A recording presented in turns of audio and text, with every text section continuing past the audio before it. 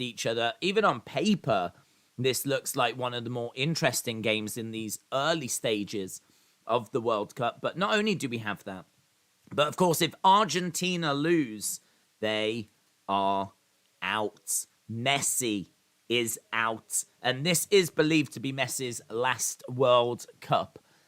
He is obviously not expected to be around in 4 years' time at his age. And so this is really his last chance of winning the big one. He's never won it. He is regarded as one of, if not the greatest players of all time. And so for him to not win the World Cup would be a bitter disappointment. Certainly when we look at some of the other contenders for greatest player of all time, they were able to win this and they were able to enjoy this moment. And a lot of people have said Messi can't be regarded as the best until he wins a World Cup. I think that's unfair. I don't subscribe to that personally. You know, Erling Haaland is one of the best players in the world. That's undeniable. But Norway are never going to win a World Cup. So it does feel a little bit harsh. But I suppose, you know, Messi is not playing for Norway, is he? He is playing for Argentina. They expect to be there or thereabouts. And we've just seen, literally, from the France game, France against Denmark, how much of an impact one player can have. Because if that French side did not have Kylian Mbappe, they were not winning that game. Simple as that. If they didn't have Kylian Mbappe, they were not going to get a victory in that game. So, you know, Messi has got a lot of responsibility on his shoulders. Messi is someone that carries that responsibility well. He is going to be very comfortable with that responsibility. And he is going to give everything here to ensure that Argentina get the victory. We can have a look and see what it looks like for the table. I don't think it shows very well on screen, but I can read it for you. So Poland are top on 4 points. Saudi Arabia are second on 3 points. Mexico are third. They've only got 1 point, but of course they've only played one game. And then Argentina are bottom on 0 points, but again, they've only played the one game. So as we said, if they lose this, that means that Poland would be on 4 points, Mexico would be on 4 points, and Argentina have only got 3 more points that they could get. So that's why a loss here would mean that they are out. We should have the lineup news. I believe these lineups are correct, but we've got a couple of changes from that first game. Montiel in defense, Rodriguez in midfield, and McAllister in that forward line. They are all players that have yet to score at this World Cup any kind of a score, so that means that they are new to the lineup. So a couple of changes, but a few changes as well in the Mexico team also. Of course, Messi plays, Martinez and Di Maria playing as well. But yes, a couple of changes seemingly for both sides. FIFA would have picked the wrong winner. Mexico 2, Argentina 1, says the phenomenal one. Do you really think it's going to go that way? Do you really think they're going to get a victory here? It would be such a surprise. Such a surprise if they were to get the result here. It would be shocking because Argentina going out would be one of the biggest surprises in the history of the World Cup. I mean, coming into this, you do tend to lose a big nation. But to be honest, I think if we lost Germany, I don't think that would be as much of a surprise because I think they're about like 8th favourites, 7th favourites to win the World Cup. Like, there's a good number of teams ahead of them that we expect to win the World Cup. So Germany going out is a surprise, but not as big of a surprise. Like Argentina were quite a few people's picks to win this tournament. I don't know if we've ever seen one of the actual favourites go out in the group stage before. We've lost big teams in the group stage before, but one of the actual favourites. I mean, honestly, coming into this tournament, a lot of people are debating as to whether it was going to be Argentina or Brazil that would win the World Cup. France were in the conversation as well, but Argentina or Brazil seemed to be where the conversation was at. I went Brazil. Lots of people went Argentina. But as we said, we're looking at the potential for Argentina to go home. I think there's probably a chance that this could end in a draw. I think it's more likely that Argentina win.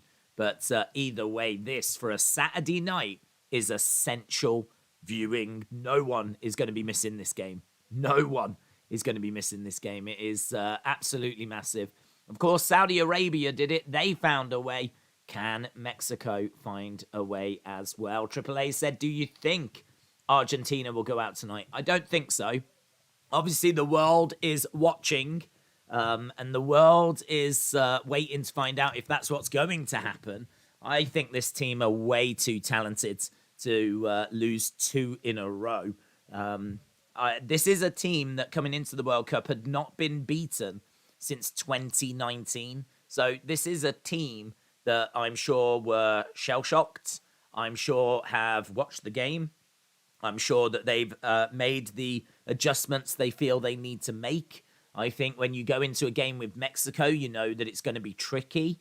You know that you're going to be in for a fight, but it's a game that Argentina are going to feel quietly confident about. So, yeah, I don't know. I don't see any panic for Argentina. It was a shock result. Put it behind you and move forward. Yes, you're on the brink. But in all fairness, the thing with the World Cup is when you get to the knockout rounds, you're only 1 loss away from going out anyway.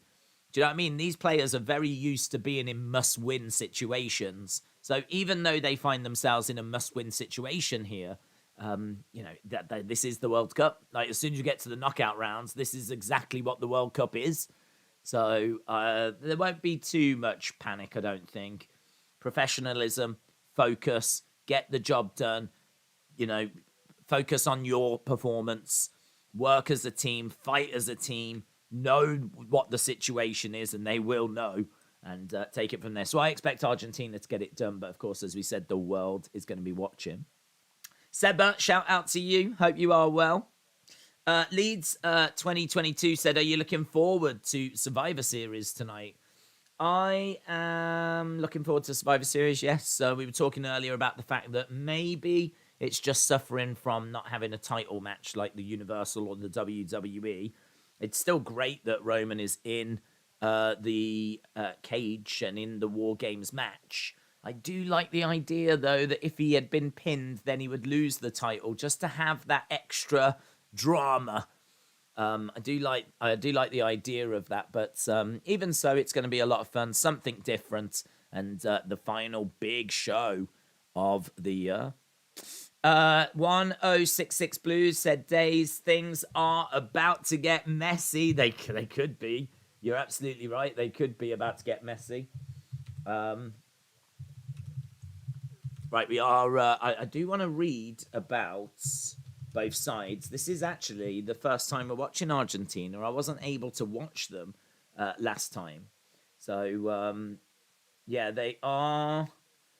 This is the first time that we're going to be checking them out. Let's see if I've got the lineups. Right, here we go. Argentina arrive in Qatar in unashamedly good shape, having gone 35 games undefeated. So their strengths. Scaloni has created a team and made Messi smile whilst playing for his country again, and that could take them far. He wasn't smiling the other day. Losing Lusail to injury is a blow. He is an important player for Argentina, and Romero's hamstring problems are a worry as well.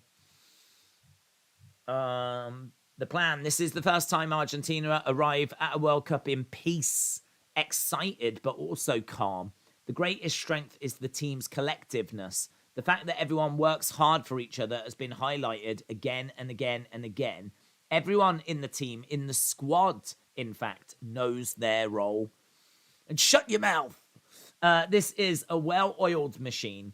The current cycle began towards the end of 2018 when Sampaoli's disastrous spell in charge, which included a last 16 exit in Russia, ended. Scaloni, who had been assistant, took over on an interim basis, and they have never looked back. His contract was extended to include the 2019 Copa America, in which Argentina finished third, and finally to include the same tournament 2 years later, as well as the World Cup. Argentina have not always performed well under Scaloni, and there were times where his team looked unsure of how to play, confused even, but slowly things came together.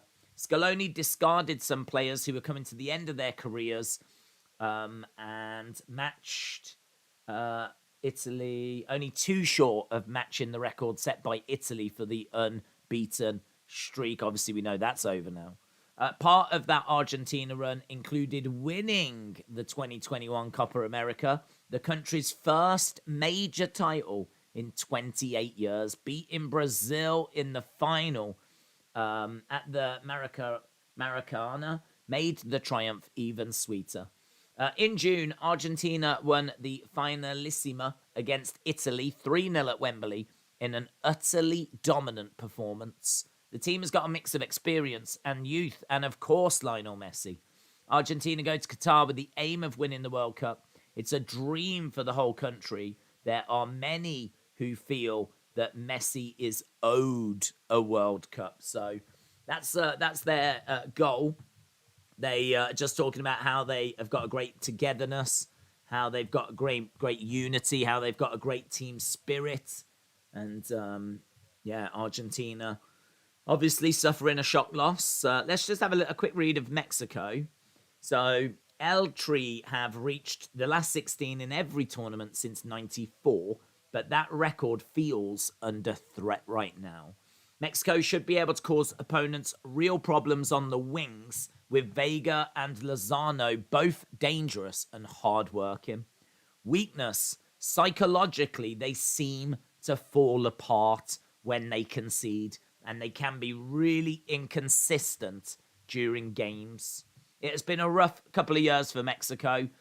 Martino is under fire, whilst his team seem to be regressing as the World Cup approaches.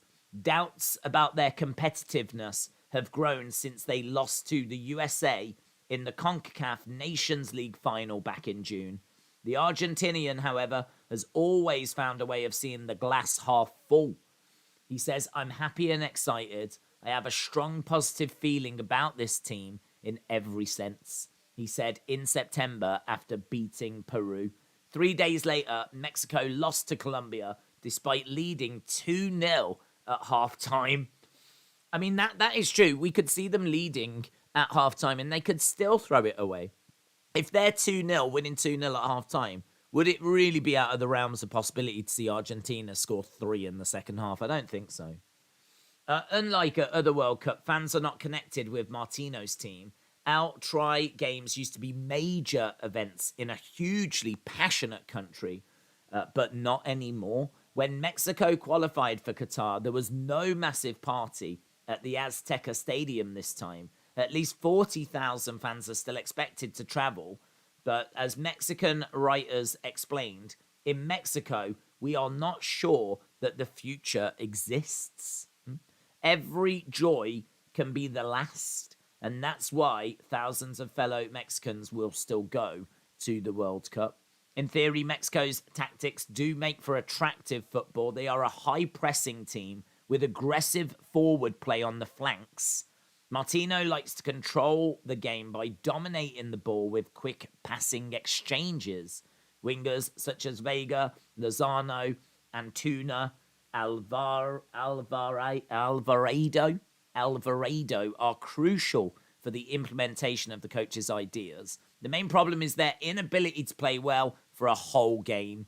The only consistency seems to be their inconsistency. Martino is also fretting over the fitness of some key players. So, 98, they got to the round of 16. 2002, round of 16. 2006, round of 16. 2010, round of 16. 2014, round of 16. 2018, round of 16. What can they do this time around? So, there we go. That's a little. I do like reading those. I do like those little breakdowns. The only consistent thing about Mexico is their inconsistency and the fact that they are a good team, but psychologically they don't seem to be as strong as they have been. And as we said, they have got good wing players, but Yeah, even if they take the lead, I don't know that we can be confident that they're going to hold on to that lead. I don't think they're a team that are going to go 1-0 up and then shut shop. I think that Argentina can still get at this Mexico side. So this is why I don't have the greatest confidence in the world that Argentina are about to go home. But who knows? Football is a funny game. Anything can happen, as we see again and again and again. And it's a big game this Saturday night. Joseph said, is it midnight yet? I want Survivor Series to be here. I'm hopeful for Becky to come back. I'm home. Okay. You might want to watch SmackDown. Maria said, I'm going with Mexico. But things are about to get messy. Did Mbappe score with his hands? I don't think so. Are they saying that it's his hand? Are they? They didn't pick up on anything on ITV. I think it was all right. It looked like he'd knocked it in with his chest. I don't think there was a handball in there. As it's midnight, I am going to go for a draw, said Leeds 2022. Right, we are just back at the studio. We got 39 minutes to go with this one. Don't know if people are playing the fantasy game or not. I'm sure if you are, then I've got to guess you've probably got someone in this game. I've got Messi playing. I was tempted by Di Maria. Di Maria was someone that was definitely getting a lot of hype coming into this one in a few different fantasy forums. People, I think, were relatively impressed with what they'd seen from him in the first game. Of course, Messi as well scored in that first game. Messi scoring a 7.7 in that first game. So it seems like Messi did his job against Saudi Arabia. It just looks like the players around him sort of not reaching his level. So Di Maria is definitely someone that was on the radar. Of course, Messi was on the radar. Martinez as well is someone that was... I think seen as an underperformer, but I can see him being in a lot of people's teams still. So, yeah, there's goals everywhere in this Argentina side. There's goals absolutely everywhere. You missed a super chat, says James. Oh, I'm sorry, I was reading. Let's go up. Rainbow and Unicorns says, Days, I hope you are well. Rainbows and Unicorns, shout out to you. I'm good. Welcome. Denicia Lane? Denicia. I think I've said that right. Not very good at names. Denicia, shout out to you. Said, hi, Days. I'm new here. Hope your day is going well. Yeah, it's going all right. Thank you. We've already watched one game today, and it was quite gripping. We saw France winning 2-1, and it was quite close in all fairness. World Cup, I think, has been quite kind of fun. I think it's... not really. I think it's took off, but we've obviously had a few upsets and everything. But for me, I don't think the World Cup really kicks in until we get to the kind of knockout stages, and we actually start seeing the teams going up against each other, and the penalties, the drama of that, teams going home, things along those lines. So obviously, we're getting closer and closer to that, and as we've said, we could be on the verge of seeing Argentina go home. We just saw France go through. They're the first team through to the last 16, and I'm sure they'll be joined by some other teams in the coming days. But I think we've seen Qatar go home. So Qatar, I think, were the first. Well, they're already home, but we've seen them go out of the tournaments. So they've got one more game to play, but they can't go through now. So we have seen a team go out. We've seen a team go through.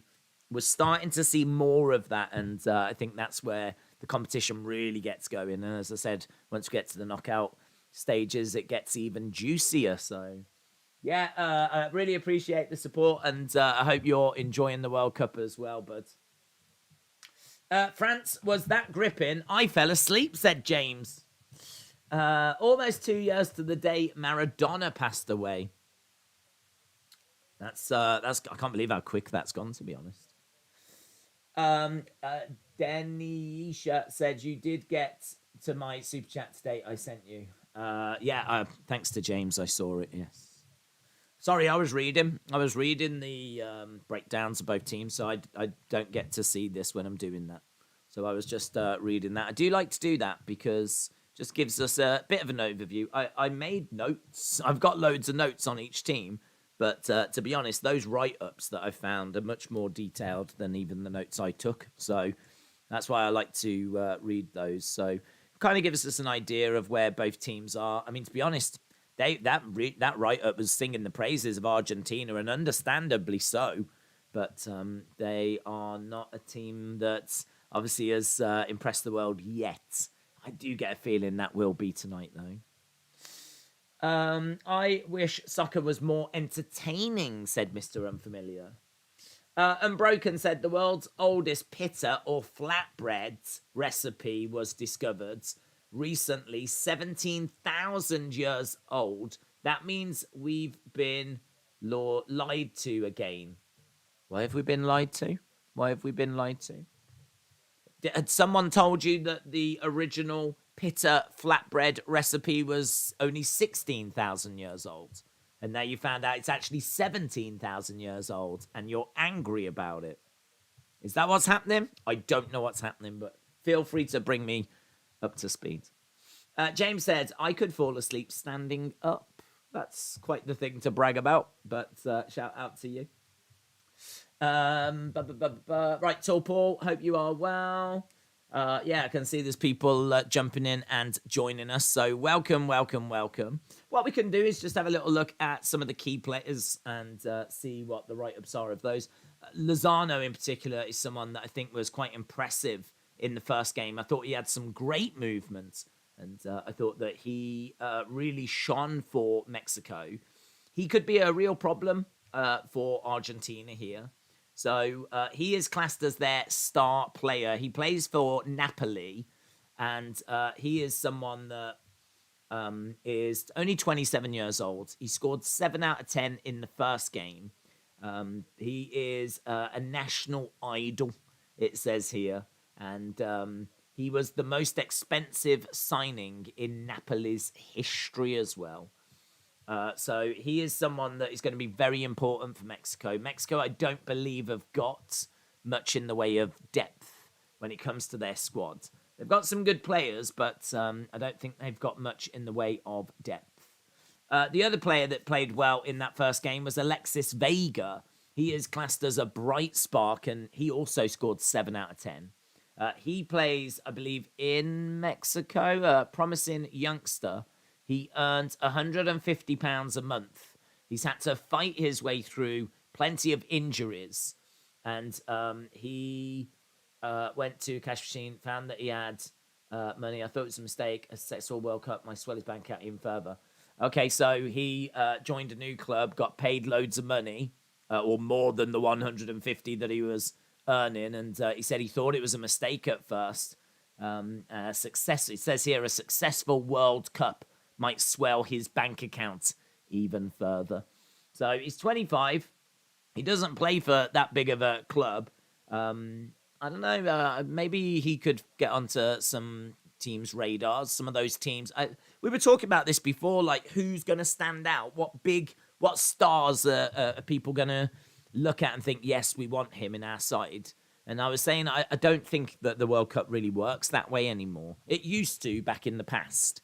But I think the scouting systems at clubs now are greatly improved. And I would imagine that many of these players are going to be on teams' radars already. But I don't know, where you've got a player like Alexis Vega, who is 25, playing at a small club and is putting in some good performances, you know, maybe this could be enough for a team to think, well, look, he's done it at the World Cup now, and it could be the final piece for a club to move for them, you know?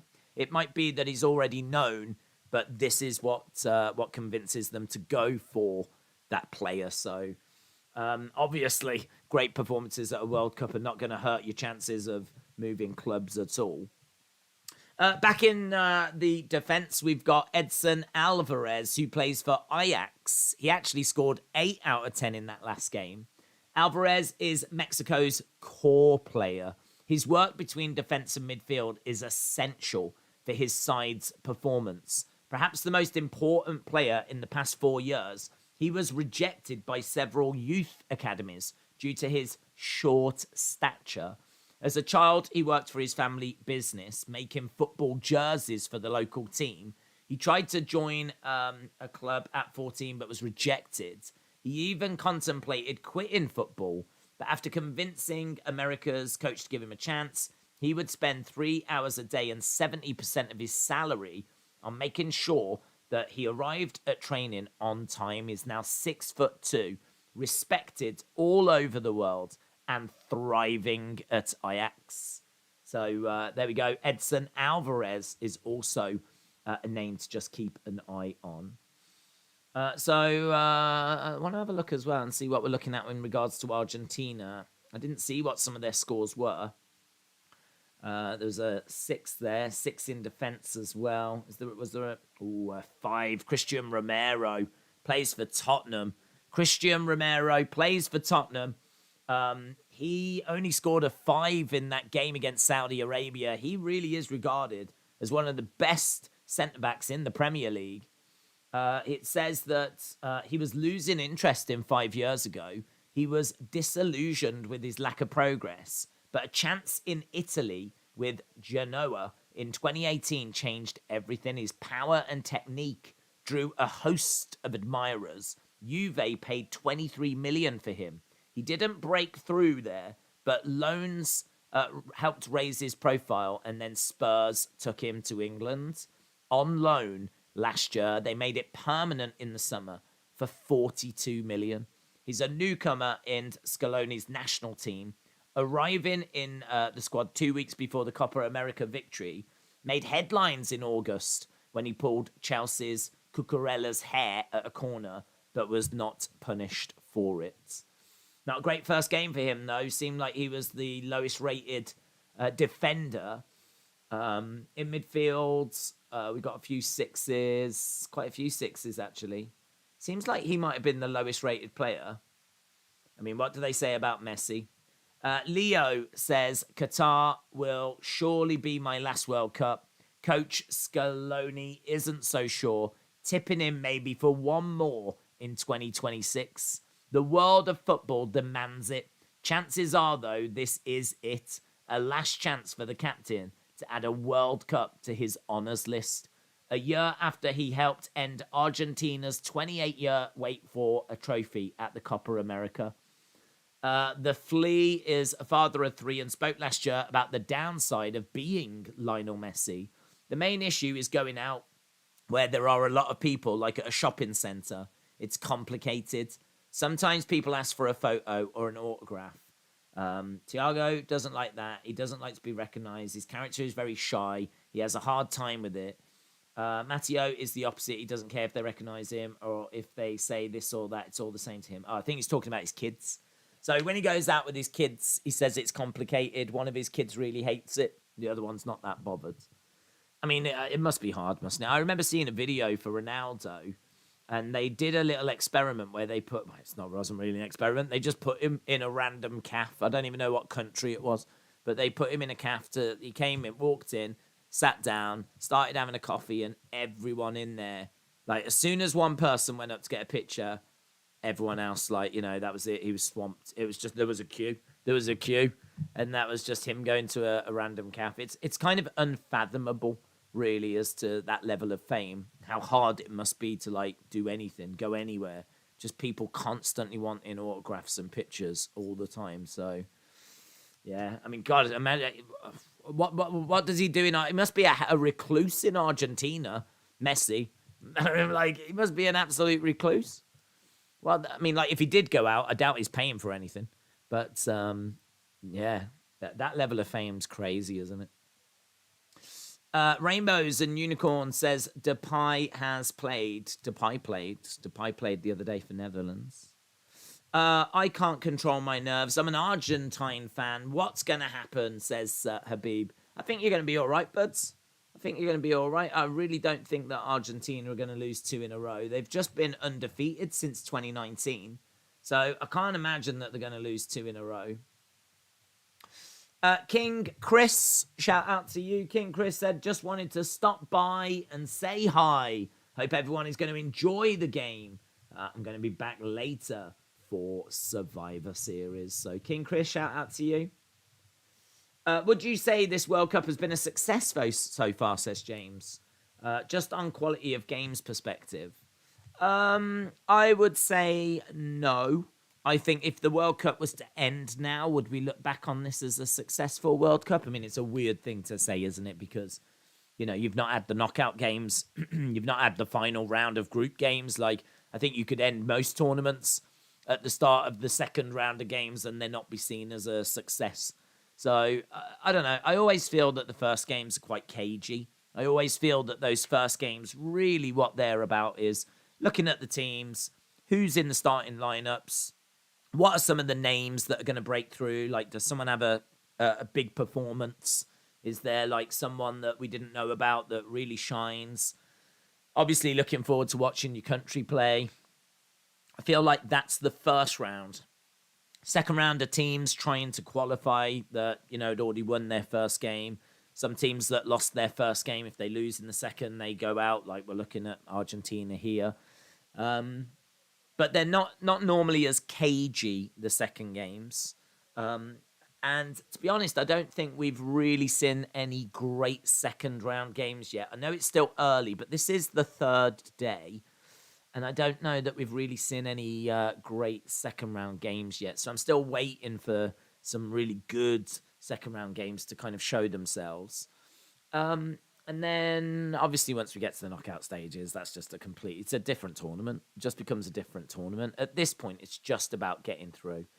So, I would say so far, it's not terrible at all. It's not terrible, but I don't think this is a tournament that anyone's going to really be bubbling about or fondly reminiscing over. I don't think anyone's going to feel that way yet.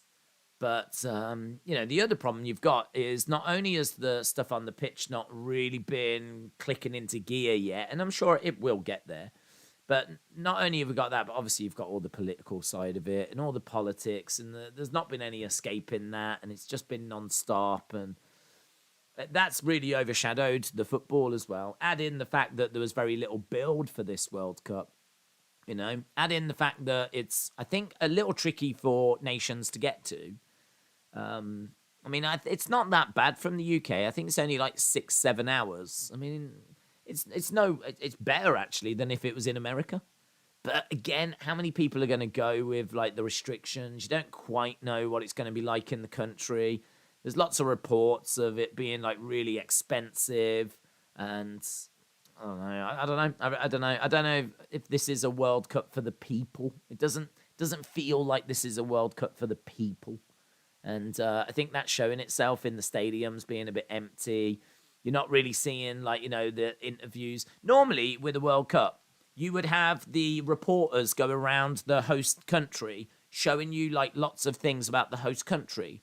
So, if it's going to be held in America, then there'll be little video reports of them going out and speaking to the locals, and they'll go and try some of the local foods. And you kind of really get not only the football, but you get the flavour of the host country as well. And really, it's a little bit of escapism. The graphics, obviously, the video packages, they bring in, those locals that they do a few interviews with, and they speak to some of the fans outside the stadium.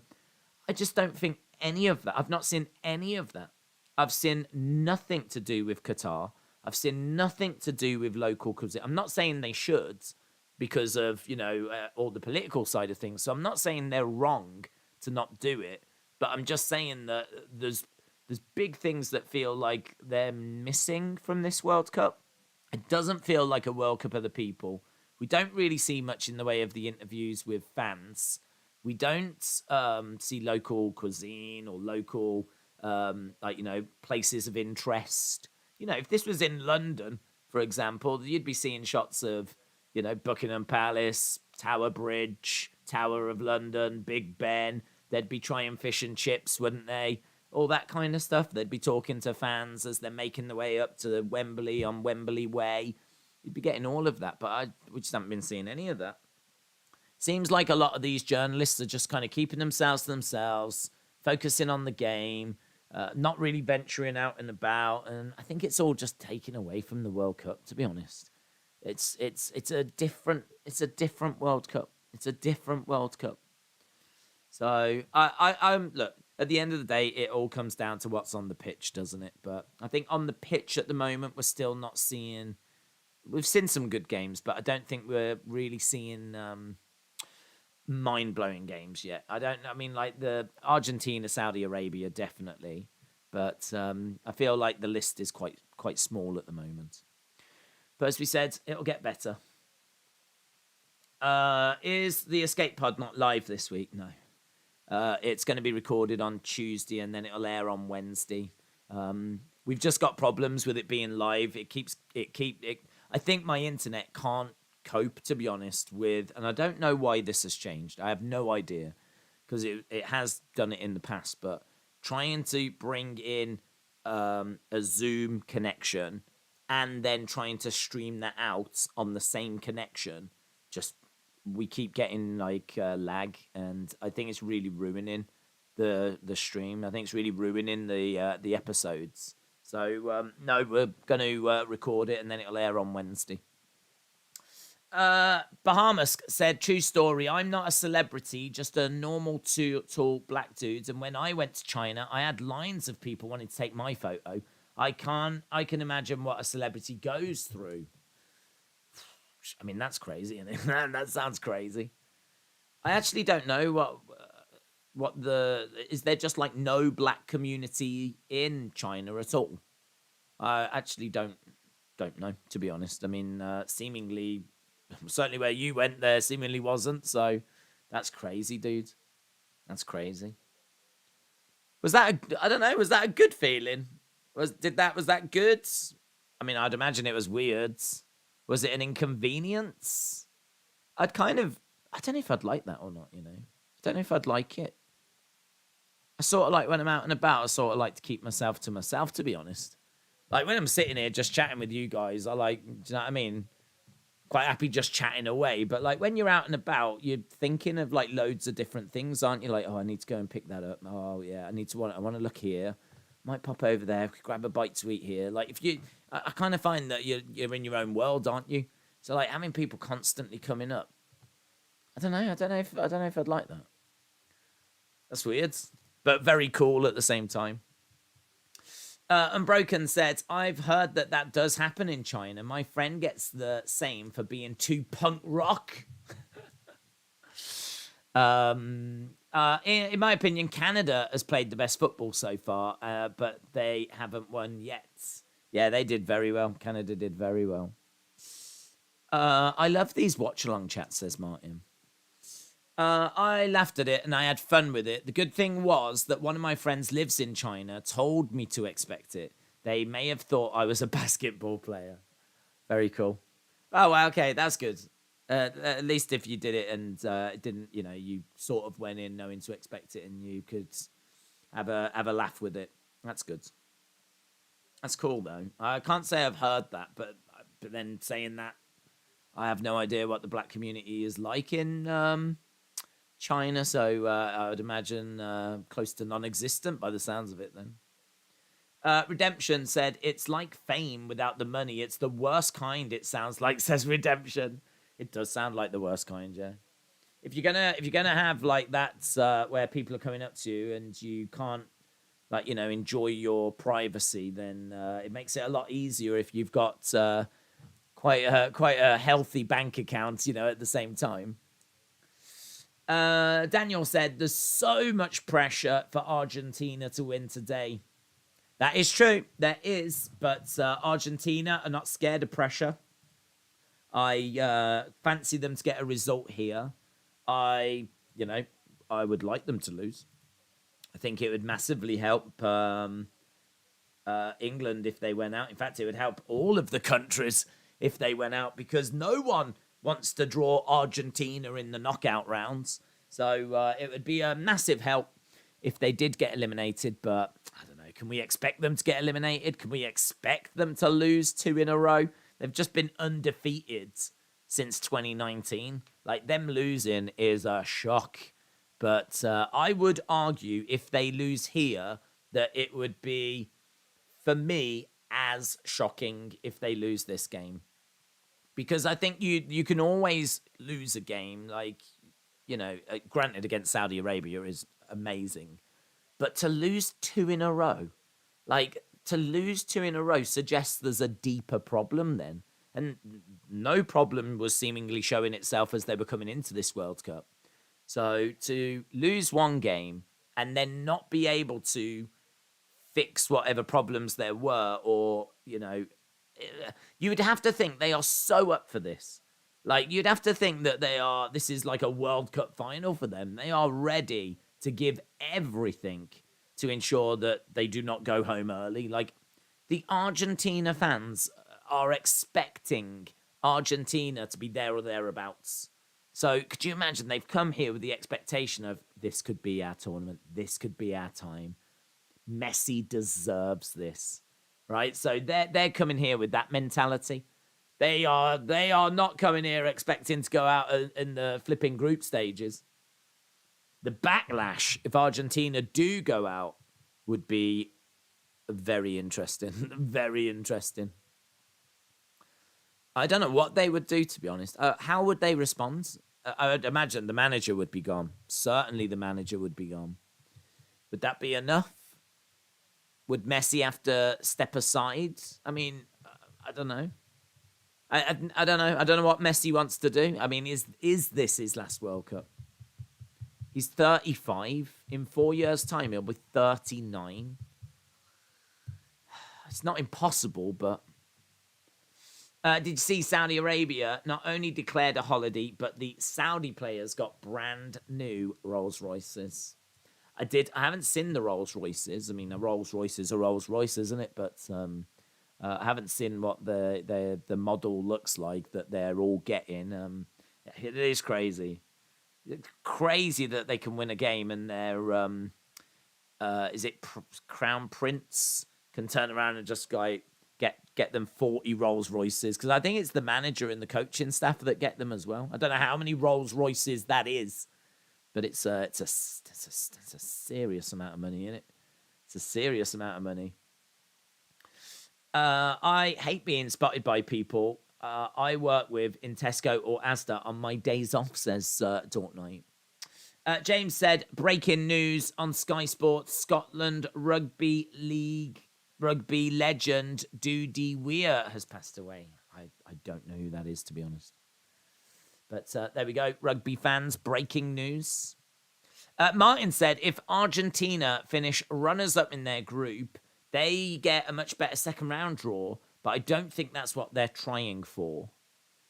I think this must be the last World Cup for Messi or Ronaldo, at least being in the starting 11s, says Redemption. Rotem said, Days is better than Messi.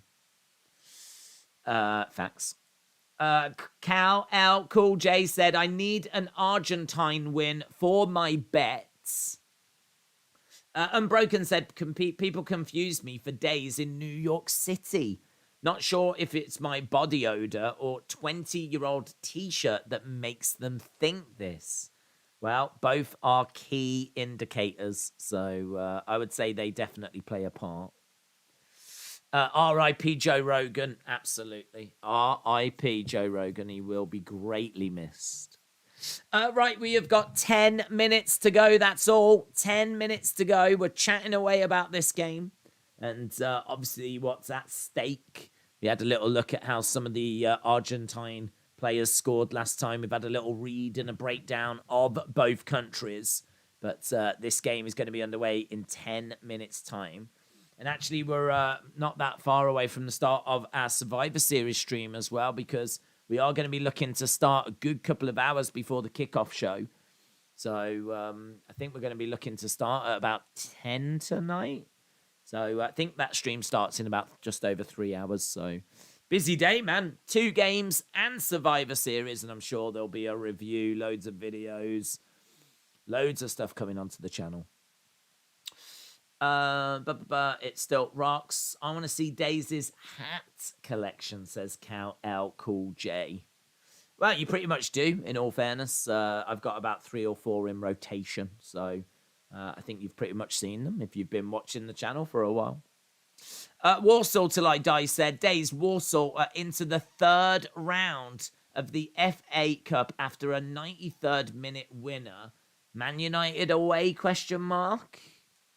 Well done.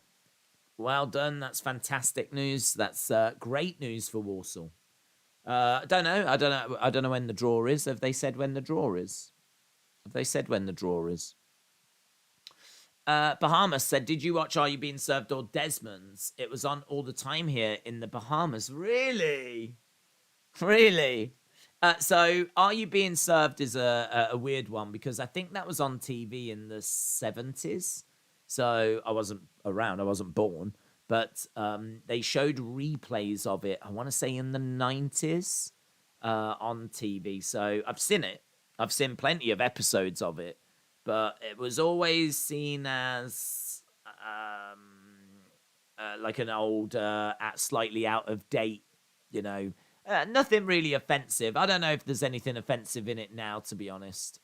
Because you know how things age, and I can't remember anything in there. There's a fair few programs that used to be on that have definitely aged horrifically. But I don't think Are You Being Served has aged that badly. But yeah, I've seen some episodes of that. It was all right. It was all right. I can't say I loved it or anything by any means, but it was easy to watch. And then Desmond's is a little different because that, I think, was on in the 90s. And so I did catch that a few times when it was live. I've actually got the first season on DVD. So I've got the first season of Desmond's just over there. I mean, that was seen as groundbreaking. I can't recall seeing a sitcom that was like an all-black cast. I can't remember one before Desmond's. So, like, Desmond's was really seen as like a groundbreaking show. And I watched it and thought it was pretty funny. I like Desmond's to the point where, as I said, I've got the first season. So, but yeah, I mean, it was on Channel 4 and it was... I don't think Desmond's is one of our biggest... I think if you used to ask people their top 20 sitcoms of all time, I don't think either of those get into it. Like, if you... Top 20 British sitcoms of all time. I don't think they get into it. Desmond's would probably get into a top 20 most important British sitcoms. But I don't think it would make it into a top 20 British sitcoms. But they were all right. That's funny that they were shown all the time in what was it? The Bahamas, did you say? It was pretty funny. Mrs. Slocum's cat. Right, here is the two teams then. No more talking about 1970s sitcoms. It's time to talk about 2022 football matches as Argentina and Mexico make their way out. That stadium looks packed. And we've got big inflatable World Cup in the center, of course, of the pitch. And there is Lozano, there is Di Maria, there is Messi. There are the Argentine fans. They're in fine voice. Desmond's is on Netflix now. Are You Being Served is free on YouTube. Black Bucks is great. Father Ted's funny. Father Ted is goated. Father Ted would be in my top 20. Black Bucks is good. Father Ted's clear. FA Cup third round is on Monday night. Thanks, James. Monday night, BBC 2, 7:30. Be there. Time for 5 goals from Messi, said Rage Kids. Steptoe and Son, I've been watching on YouTube. That's hilarious. Says Forever Red. And Mexico 3, Argentina 1. I mean, God, you want to talk about old school? I've got a feeling that started in the 60s. Steptoe and Son. I'm sure it was 60s going into early 70s. And then as you go into like mid to late 70s, I think that's where you get to Are You Being Served? That might have aged now, Steptoe and Son. I mean, if you're going back to something that's over like 60 years ago, that's probably aged. Rest of days on fire, always with new content. Martin, shout out to you.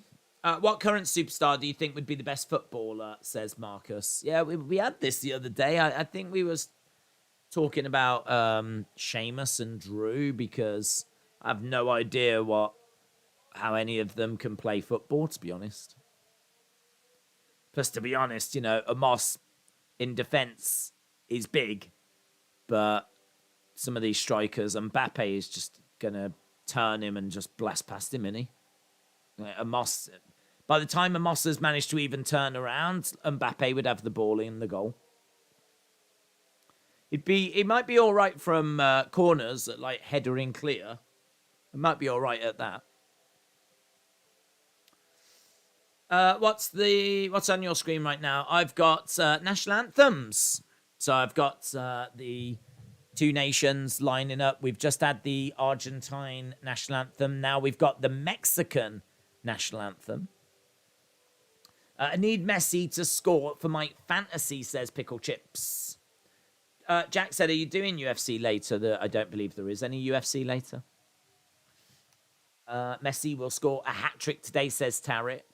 The real Messi will be unleashed. The battery will be charged, says Easy99. Cal said, Only Fools has got to be number one. Yeah, I think I would have Only Fools at number one for British comedy. Some people might go Blackadder there. Some people might go Fawlty Towers as well. I think all of those would be in the conversation. Some might go Father Ted. I'm not sure. But I feel like if you was to ask the country what the best comedy was, I feel like Only Fools would come out on top. It's Sam Matterface and Lee Dixon. I'd stick Amos up front for Burnley, says Marcus. Right. Going to a commercial break. When we come back from this commercial break, it will be time. Argentina, Mexico. Who is going to get the victory? Are we going to get a draw? We've looked before. Like, if it's a draw, Mexico go on 2 points. Argentina go on to 1 point. And Saudi Arabia would be on 3. Poland would be on 4. I mean, a draw and a win should see them through. A draw and a win should see Argentina through still. So, yeah, even a draw here doesn't mean they're out. It's the loss that eliminates them. It's the loss that eliminates them. Right. Hi, Days. Are there any updates on Survivor Series? I haven't seen, to be honest. We've just streamed a game and now we're straight into this one. So I'll have to have a look afterwards. No one's jumped in and said anything, so I'm not aware of anything. I loved Hello Hello. Do you know what? I don't know how Hello Hello ends. I don't think I've ever... That's a weird one, actually, because Hello Hello used to be on TV all the time. And the weird thing with Hello Hello is there is a bit of a storyline to it. You've got, like, the airman, you've got the Madonna with the big boobies painting, and, you've got, like, there is a story it's not just individual episodes. I mean, it is. You could jump into any episode, but there is a little something storyline that's weaved into the background of Hello Hello. I don't think I've ever actually been able to watch it in order and know how the story ended, to be honest. I don't think I've ever seen the last episode, unless I have and I just didn't realize it was the last episode. Don't know. Maybe if I found the box set for like a tenner. Or maybe it's on a streaming set. It's probably on BritBox, isn't it? Or something. Ted Lasso. I've never seen it. I don't have Apple TV and they don't release it on DVD. So unless you're going to sign up for Apple TV, I've never seen it. I really want to watch it because so many people rave about Ted Lasso. I think Ted Lasso has really done wonders for football in America. There's loads of people. I've seen loads of people talking about it that don't like soccer. Right, here we go. Kickoff. We've got Mexico in green going from right to left. We've got Argentina in, of course, their blue and white stripes going from left to right. The ball is with the Argentine defense. The pressure is on, but it always is when you put an Argentine shirt on. Di Maria playing the ball into the middle. Ball is with an Argentine player, and it goes out. If anyone has got Xbox Pass, then you can get Apple TV for 3 months there. It's one of the perks. Lower Low was on Netflix, but it's not on there now. I didn't expect a Lower Low updates, to be honest. That is a surprise. But I appreciate it. I don't know if there's boos for the Argentine players. Yeah, I think there are. This feels like there might be more Mexican fans there. It's loud, you know. It's loud. There's plenty of noise coming from the stands. They're a good pressing team. We found that out by with that little read up that we did in our hour before. Ball being played into the middle. Goes over to that left-hand side. Here come Argentina. So Argentina on the ball. Rodrigo de Paul playing it backwards. Now coming over to number 4. That's coming over to Montiel. Number 11, Di Maria, dropping quite deep. Messi trying to battle to get the ball. Excellent work. Excellent work by Messi. Ball being whipped into the middle and headed clear there by Mexico. Comes to Di Maria. Oh, great work. He's beaten the defender. Argentina look up for this. Ball is tried to whip it in, but it bounces off the Mexican player and it goes out. It is going to be a busy night, isn't it, for that Mexican defense? We've already seen a little glimpse of what Messi is capable of. Picking up the ball, turning the player, finding his way past a couple of guys, playing the ball off. And that injection of energy is so important. This is what England were really lacking. They were lacking that player to pick up the ball, make something happen. Look at that. It's great work that was. Great work by Messi. I've got Apple TV. When I brought an iPad a few years ago, when 12 months was up, they even extended the free period, says Martin. Hello is on the Yesterday channel on a Sunday. Love it. I feel like I'm in a Hello fan group rather than a Argentina, Mexico football World Cup watch-along. But I'm here for that. I'm here for that. If we are going to be talking about things other than Argentina and Mexico, I'm so pleased it's a low. It's what YouTube was made for. So, yeah, I've never seen the end. I don't know quite how it ends. Don't you dare spoil it. Ball coming over to the left-hand side, and it goes back to the keeper. So Argentina are playing it amongst their defense. The ball is being played long into the center. It's headed forward by Mexico, but picked up by Argentina. Argentina playing it into the center, knocking it around at the moment. Trying to get it over onto the wing. Here comes Di Maria.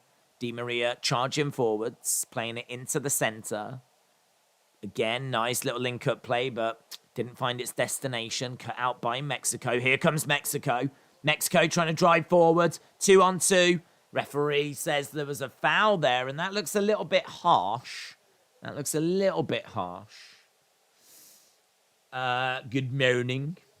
Good morning. I was just pissing by to see if the football is on. Yeah, I mean that's not gonna make any sense unless you've seen Hello.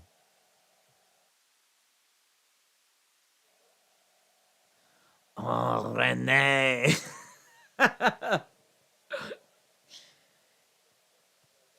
Greatest comedy of all time. It's better than Seinfeld. It's better than Friends. It's better than Frasier.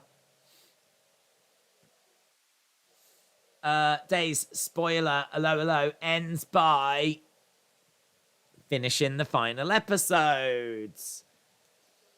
Do you know what? I'm going to have to watch that final episode now. It's going to bug me. If I'm on my flipping deathbed and I'm lying there and they'll be like, are you pleased with how your life went? I'll be like, yeah, but I never got to see the final episode of Hello. That might be my final words. How ironic if hello are my final words. Right, what have we got here? We got a break in play. There's a player that is down. So, again, we've just seen Messi there. Messi's fine. Messi's walking around. Lots of noise. So much noise. Everyone's back on their feet. That's good. I think it was Montiel that had gone down. And I think he's just checking to see if his lips are still there. Ball is being passed back, and referee just letting him come back onto the field of play. And so Argentina have got the ball in their own half, and we had a little break in play for a few moments. Can you believe there's nearly as many World Cup matches as there are episodes of Hello? There's only 85. There was only 85 episodes of Hello. I mean, in all fairness, for some reason here in the UK, when we do a season of shows, we only tend to do 6. I don't know if it's laziness or what it is, but yeah, if there's a new season or something, you tend to get 6 episodes. In America, like when there's a new season of Walking Dead, there's like 16. And there's other shows where there's like 24. Like 24. I think 24. I had 24 episodes. Here's Mexico. So that was probably still like a good 12 seasons or something. Maybe more. 13, 14. Hello there. Hope you are well. Smurfy Tunes, hello. Mexico have got the ball in Argentina's half. It's gone behind, and that looks like a corner for Mexico. I tell you what, Mexico battling away. Imagine if they score now. Come on, Mexico. Come on, Mexico. Putting pressure on the ball, going out. I tell you what, it's had a lovely energy to it. This has not been boring at all. There's been a few breaks in play. There's going to be some added on time, but it's not been boring. Tez is up there. Could Mexico score early, cause more panic? Ball is whipped in. That's a really rubbish corner. It's a really rubbish corner. Doesn't beat the first man. We've seen some really poor corners, actually. There's been a fair few I've seen at this World Cup where they've not beaten the first man. There's been some really rubbish corners.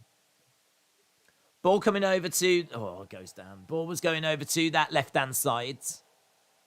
Foul. Lozano's down, so it's a foul on the Mexican player.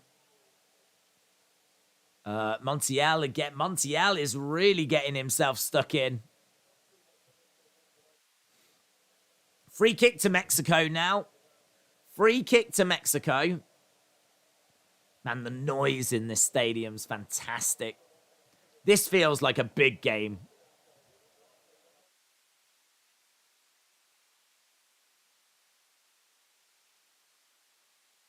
Right? As the ref... the ref's just having a word. I thought the ref went over there. It looked like he was going to book someone. He doesn't. Right, ball's going to be whipped in. And it is whipped in. Oh, back post. No one there. Oh, you've got to say it was an opportunity. It was an opportunity. There was just no one that could get onto it. It was bouncing in. It was a lovely ball. That was a lovely ball. Oh, no one at the back post. Got to make them count. BBC extended it when Ab Fab got really huge on MTV. How's it been? Dave in Real Life Football, shout out to you. Hope you're well. Hope you're enjoying the World Cup. It's It's been fun. Goes all the way back to the Argentine keeper. Can we have a special mention for some mothers do have them? Yes, great. That one I never saw get repeated on TV all that much, to be honest. But that is... I remember it when I was young. I remember it being on TV when I was young, but it's not the sort of thing I see now. I see dinner ladies a lot now. Victoria Woods thing. I've seen that quite a bit. 1 foot in the grave as well. Great. Keeping up appearances. Classic. Argentina on the ball. In their own half. Being pressed. Being pressured. But Mexico keeping a good shape. Mexico winning the ball back. They've done a good job, Mexico, of really frustrating Argentina. I mean, 10 minutes gone so far, and there's not been much for Argentina here. There's Messi trying to win the ball. Can't do it all himself, though. But it makes its way back to the Argentine defence. Coming over to that near side, right by the halfway line. Ball gets played back.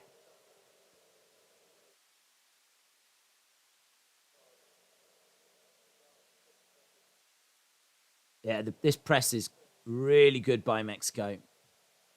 Really good press by Mexico. And, yeah, nothing comes of that by Argentina. Mexico win the ball back. It's back to their keeper. Long ball. Here comes Mexico. Breaking forward down the line. That's intercepted by Argentina. Oh, crunching sliding tackle. Tell you what, this game feels like it's got quite a high temperature, quite a high tempo, quite a high intensity. Feels like both teams want this victory. And it feels like both teams are willing to go through the fire to get it. Oh, it's really good. This feels like a good game. It feels like a big game. It is a big game. All coming over to the left-hand side. That played down by Argentina. Little 1-2s, but goes out. It's going to be an Argentina throw-in just inside the Mexico half. Rick Mail and Edmondson's bottom was great. I love that show, said James. So weird, wasn't it, bottom? It was just... I found it... I didn't find it like a laugh-out-loud comedy. I found it strange, but entertaining as well. And it was like an alternative comedy. Obviously played on from the young ones. Like, it was not connected, but connected with the actors and the kind of the format and the way it was presented and everything. And, yeah, it's a... I'd say that's a cult one, isn't it? That's a cult comedy. Game On. Game On, yeah. That's a bit of an obscure one, isn't it? With, what was her name? Samantha someone, wasn't she? The woman that was in that. It's going to be a throw-in for Mexico. No, it's going to be a throw-in to Argentina. Latin temperaments, explosive, says Martin. Dave said if there's a big game tomorrow, Spain, Germany, going to be out of this world. That's true. Germany on the verge of exiting, just as Argentina are here right now. DePaul playing the ball back. So Argentina have got the ball in their half, just moving into Mexico's half, comes over to the left-hand side, gets passed back to the Argentine defense. Great press by Mexico. Constantly someone is there. Constantly someone there disrupting, and they take the ball. Oh, it's so good by Mexico. So good. The press is so impressive. Yeah. And Argentina come over and have to deal with that because there was a break on. Going to be a throw-in by Mexico. It is a bright start. It is a fun start. All being passed along with Mexico. They've got it on the halfway line. Switched over to the other side. That's a lovely long ball. Mexico playing it back. Back again. We've got Argentina in a decent shape. Back four. Four in midfields. Two up front.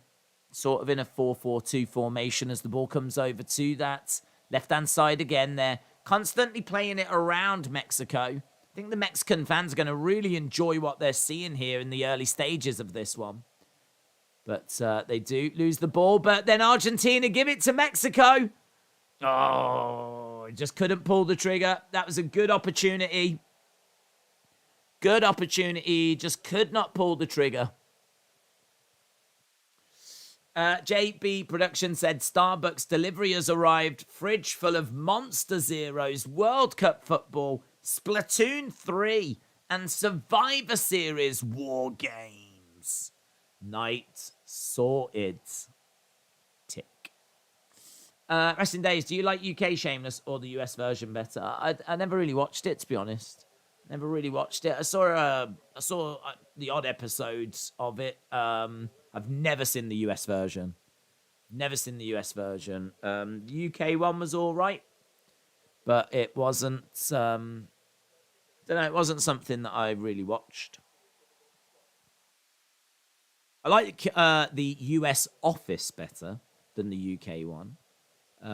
Mainly because it's largely the same. I'm pretty sure the first couple of seasons are pretty much identical, and then they expand on it and give us more, basically. So, right, drop ball. Argentina on the ball.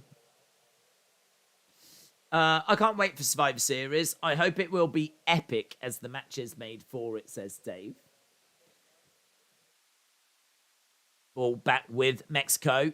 Goes over, forward, one back over, though. This thing is just playing out in the midfield at the moment. We've still yet to have a shot on target. 17 minutes in, and we are still yet to have a shot on target.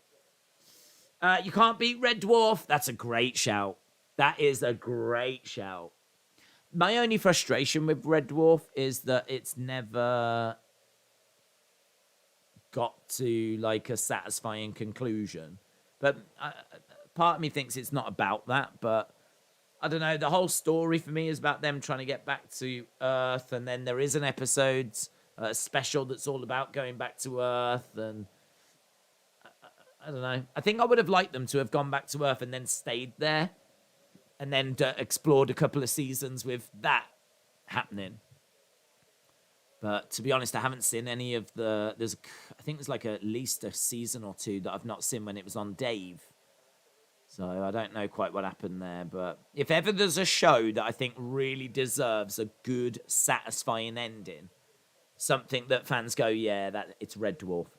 It's definitely Red Dwarf. If there's a show that deserves that good finale, a British show, then Red Dwarf would be my pick. Only Force Norses is the best. What about Britus? I love Britus. Do you know, I was so excited when that came out on DVD. I bought it, and that was another show that I used to only catch the odd episode, but I enjoyed it whenever I saw it. But yeah, I've got the British Empire on DVD. That's the... what's his name? Is it Chris Barry, the same guy that's in Red Dwarf? Yeah, British is good.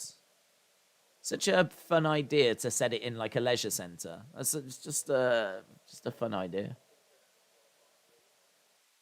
And it works. Yeah, British is great. British is underrated. You don't hear British getting mentioned that much.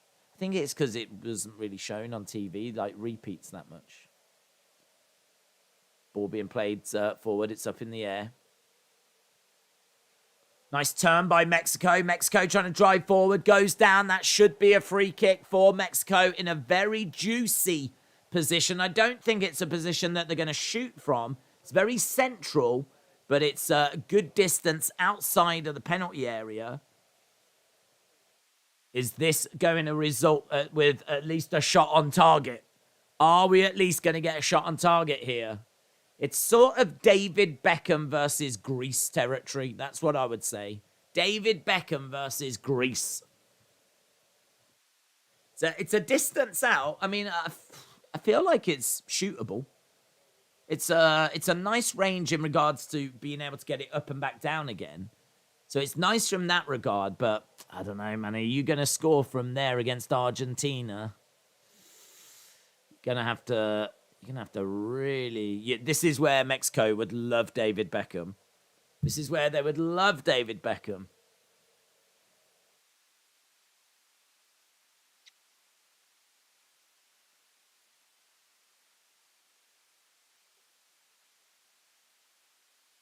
Are they going to be able to get anything from this? They're certainly shaping up like they're going to go for a shot. It's a big moment. No, no. It's dinked up in the air. That was not great. That was not great. I think they really wasted that. They ended up playing it short. It then got kicked up. It was like really looped in the air, but it was right towards the keeper, and the keeper was able to come out and get to it. Disappointing. Disappointing. You was kind of hoping that he was going to give that a go. That could have, if that had gone in, it would have been an amazing goal. Amazing goal. Instead, they went for something they've clearly worked on the training pitch or faffed around on the training pitch with, and didn't come off. Wrestler Andy said, "What is the best Saturday night show? Crystal Maze, Blind Date, or Stars in Their Eyes?" I think the best Saturday night show is either Generation Game, or Noel's House Party. I genuinely think they're one of them. Generation Game with Bruce Forsyth as host is one of the best shows I've ever seen. So funny. I used to be in tears at that show. I would also argue maybe Surprise Surprise is better than Blind Date. It's controversial, that. Don't know. Oh, tricky. Crystal Maze is great. Yeah, I'd go Generation Game or Noel's House Party.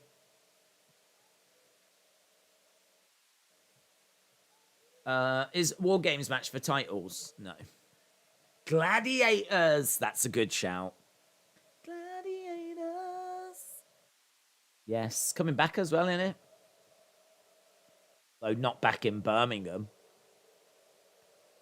Gladiator. Ready. Okay, free kick to Argentina now. We're in the 23rd minute. Ball being passed around. We're in Mexico's half, but only just. Still no shots on target, but there's been a lovely tempo to this game. Here come Argentina. Trying to play the ball forwards, but little link-up play on the edge of Mexico's area, and it's cleared by Mexico. Crystal Maze was on a Thursday night, said Dortnight. Father Ted, the house was in Ireland, but all the inside scenes were filmed in London. Is that true? I never knew that. They filmed all the inside scenes in London. I thought that was 100% bona fide Irish. Everything. Wow. Did not know that. That's fun. Derry Girls is great as well. Love Derry Girls. Talking of Irish comedies. Didn't Jim Davison do Generation Game? Don't know. If he did, I didn't see it. It was, I mean, it had been going since like the 70s or something. There was like so many hosts that had hosted it, but Bruce Forsyth was the one that I watched. There might have been a Jim Davison's Generation Game. Yeah, might have been. I don't remember it. Ball coming over, dinked into the middle, but it's long. It goes over everyone's head by Argentina. Oh. They did bring gladiators back about 15 years ago. Nick Aldis was a gladiator. Bullseye on a Sunday. Big break on a Saturday.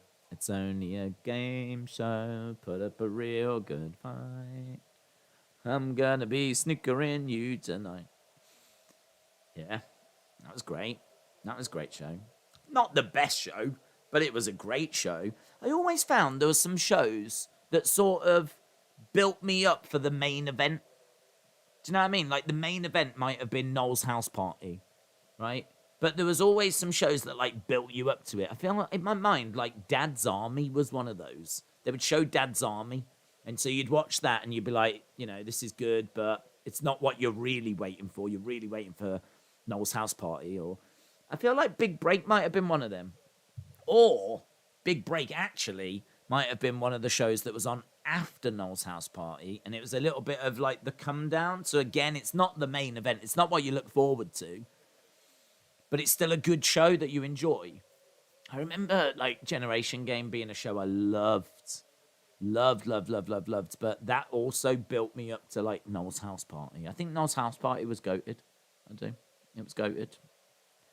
I feel like a lot of kids probably feel that way about Michael McIntyre's Big Show, because that's very similar. That's kind of like the modern equivalent, really. You know, it's got lots of celebrities and little bits that happen and people getting involved, members of the public and everything. It's that kind of show, wasn't it?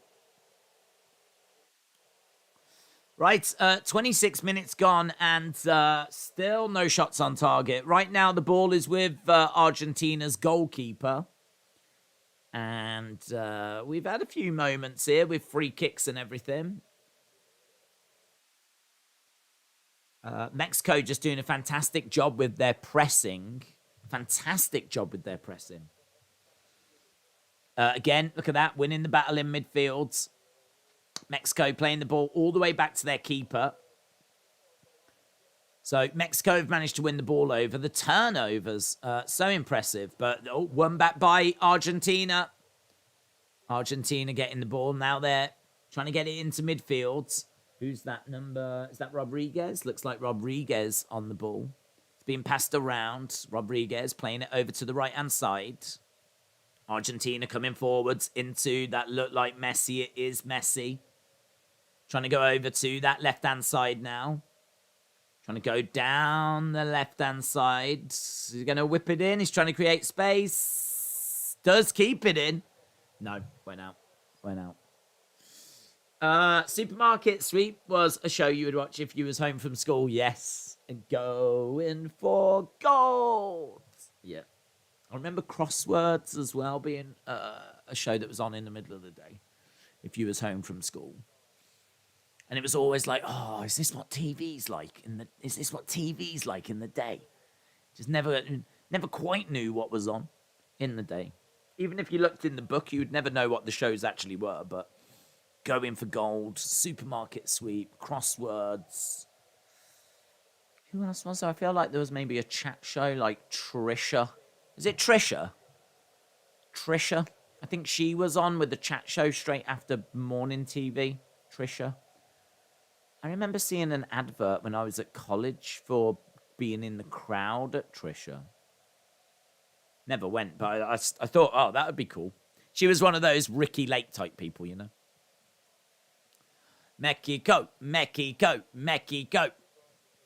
Win, lose, or draw. That's a great shout. Oh, God, that's so good. I forgot about that show. Win, lose, or draw. Weren't they in a living room?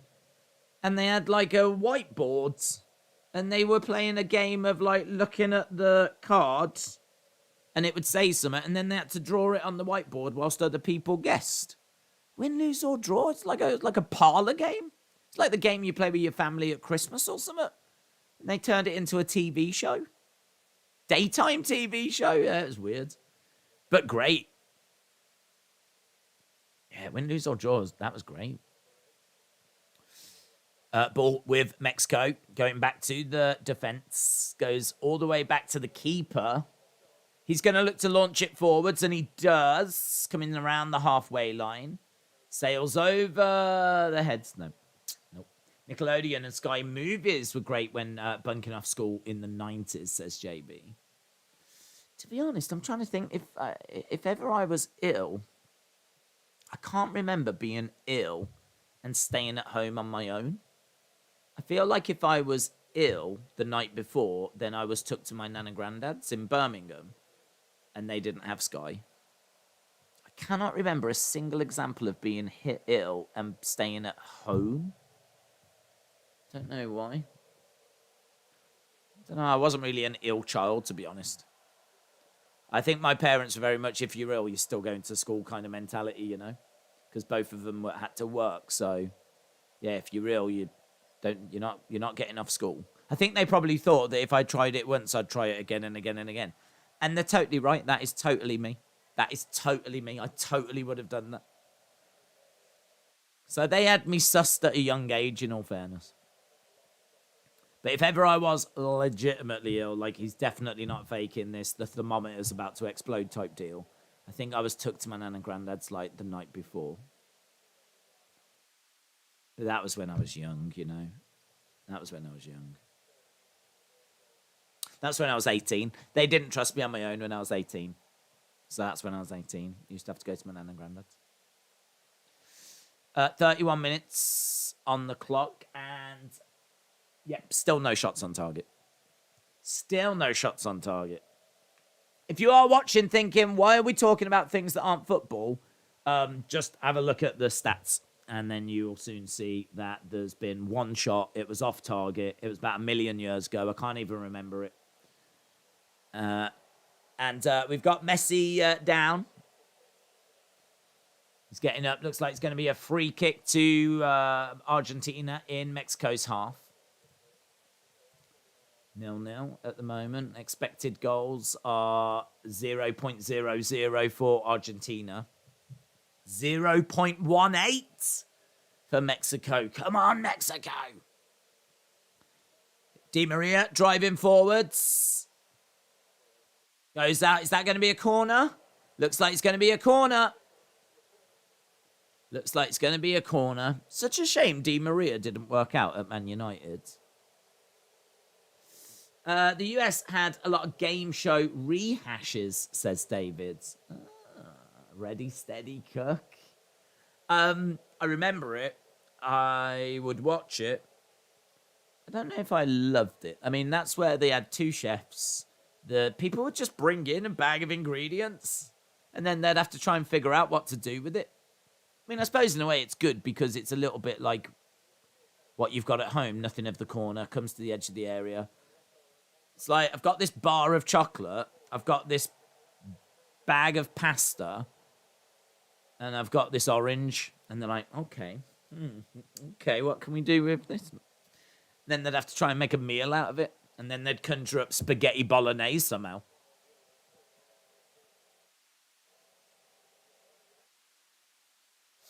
If Argentina loses, they are completely out the World Cup, says Larry. Yes. Out. You're out of there. I hope the ref does that. You, Messi, you're out of there. Na, na, na, na. Do we sing that as well? Hey, hey, hey. Goodbye. Na, na, na, na. It's a free kick to Argentina, and it is... It's like a corner that's kind of been brought forward substantially. So I don't think Messi's going to score from there, but he absolutely could. Here he is, standing over the ball. He's having a look.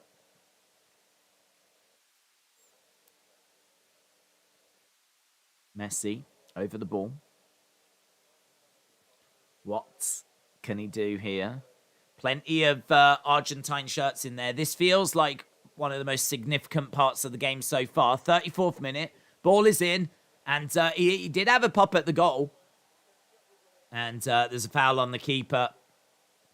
Foul on the keeper. Nothing comes of it. So he did put it in. I don't know if he meant to go at goal. It was at the keeper. The keeper punches it away. And I think, was it Martinez that just got his elbow in the face of the goalkeeper? Nothing comes of it. No yellow or anything, but there is going to be a free kick to Mexico. The Thin Blue Line, that's a good shout. Thin Blue Line, you know, that's such a weird show because there's quite a few episodes of it. Not loads, but there's quite a few episodes. And it was always dirt cheap in the shop. Whenever we sold the Thin Blue Line, it was like you could get every episode, everything for like a tenner. $9.99. I always found that, like, weird, like why it was that cheap. I don't know why it was that cheap. Normally, like all the other stuff was like $29.99. Thin Blue Line was always like $9.99. I think I even saw it in a sale for like $7.99, maybe even $4.99 or something in one of the sales. But yeah, that was always weird, the Thin Blue Line, like why that was so cheap. Don't know. It was a good show.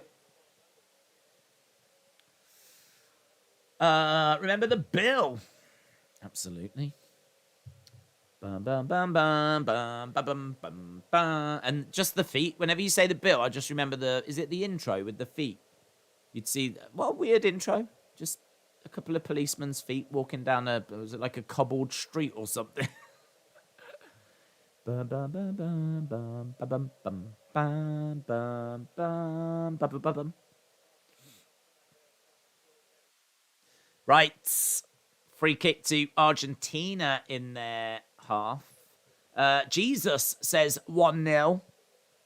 Ball coming over to that right-hand side. It's Di Maria, who I couldn't see who's got the ball. I think it's Di Maria. Trying to come forward. Ball going out of play. Mexico have done really well. A draw doesn't eliminate Argentina if it did end this way. Obviously, we've got a long way to go, but a draw wouldn't eliminate them. Doesn't massively help them. Are you streaming tonight? Yeah, stream should be set up as well. I think we were on like 79 likes as well, which was really cool. So if you haven't liked that Survivor Series stream, drop a like. It's greatly appreciated. Obviously, I can't even flip in share it, can I? I can't even share it on Twitter.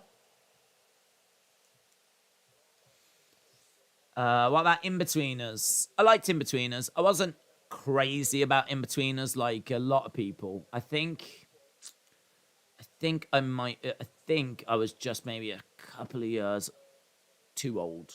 I think if I'd been a few years younger, I think I would have loved it. But I think I was just a bit past it. I don't know. I liked it. I liked it, but people regard it as like one of the best ever comedies, and like they quote it all the time, and you know, there's people that are really crazy about it. I didn't really ever feel that, but I've got an appreciation for it. I can recognize that it was a very good comedy, definitely. But ball going over to the wing. Do you watch horror movies? Yeah. I don't exclusively watch horror movies, but I've seen plenty in my life, and I enjoy them. Here's Messi. Messi driving forwards, playing the ball in the middle, edge of the area by DeParlo, and that goes out. Ran into a bit of a dead end. We are still on. Let's double check. 0 shots on target. Does that free kick not count as a shot on target? The keeper had to do something from the free kick, so I'm sure Argentina have had 1 shot on target. Let's try and refresh. Let's refresh and see. Maybe it's frozen.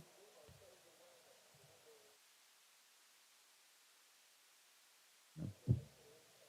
They said it's almost overwhelming, the number of blue and white shirts that are inside this stadium. The Argentine fans have made a real effort to get over here to support the team. Argentina expects. Argentina expects.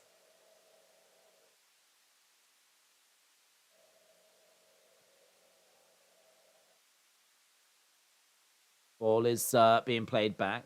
Comes back to the Mexico defender.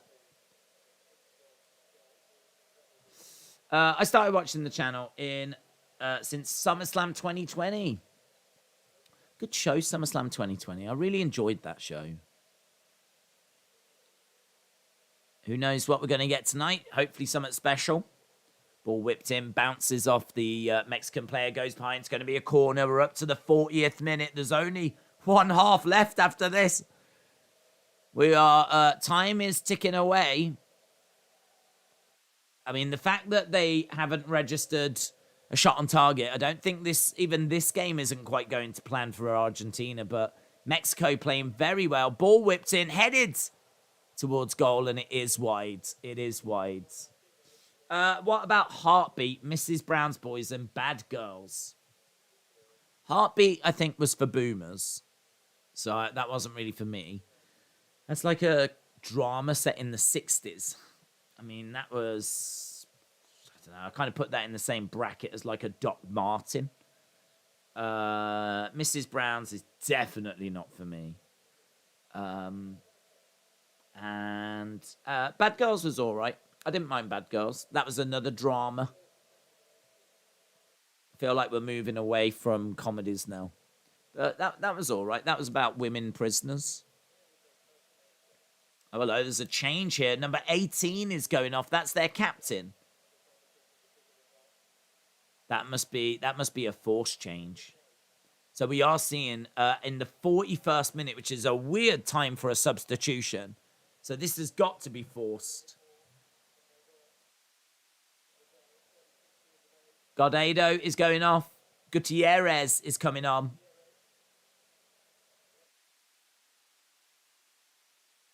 Box-to-box midfielder. So Gardado is off, and they're talking to him straight away. So that's a forced change by Mexico. Sad what has happened to Jimenez. He's not been the same since the injury, says Marcus. That's true. That's true. He hasn't looked the same for his country or for Wolves, has he? Yeah, heartbreaking. Heartbreaking. Tapal needs to put his balls in the game, said Mike. It's got to be an injury, says Lee. Footballers' wives, says James. Have you ever watched Cobra Kai? Yeah, I did. I liked the first season. I felt the second season started to get a little bit teen drama-y. There were tones of that in the first season as well, but yeah, it's good. I totally get why people enjoyed it. I really enjoyed the first season. Second season, not as much.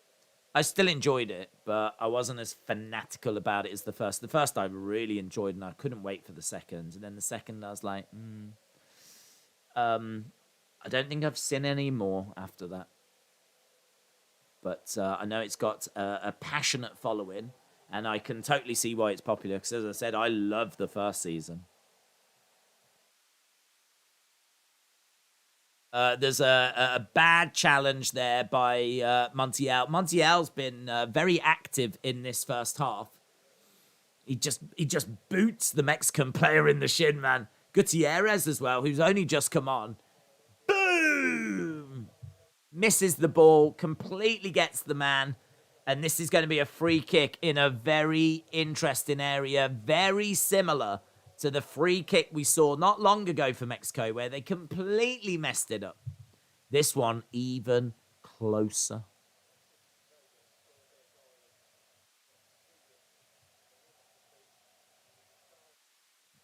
Let's have a look. What are we doing here? What are we doing? Don't you mess this up, Mexico. This is a great opportunity to give Argentina a real black eye. The whole world is urging Mexico right now. Come on, Mexico. Free kick. Mexico. Come on. Come on. Come on. Come on. Come on. If they need to borrow David Beckham, you can have him. If you want James Ward-Prowse, I'm sure he's just sat on the sofa as well. Mexico standing over the ball. You've got to think they're going to go straight to goal on this, but there's a hearty wall. There's a very hearty wall. We've got a draft excluder. It's over the wall. Oh, it's a great save, you know. It's on target. It's plucked out the air by the keeper. Martinez dives, catches it in midair. It's a beautiful save, man. I think any dive where you're at full stretch and you can catch it in midair, that's nice, isn't it? It was on target. He did a great job. I expected it to crash off the wall. It didn't.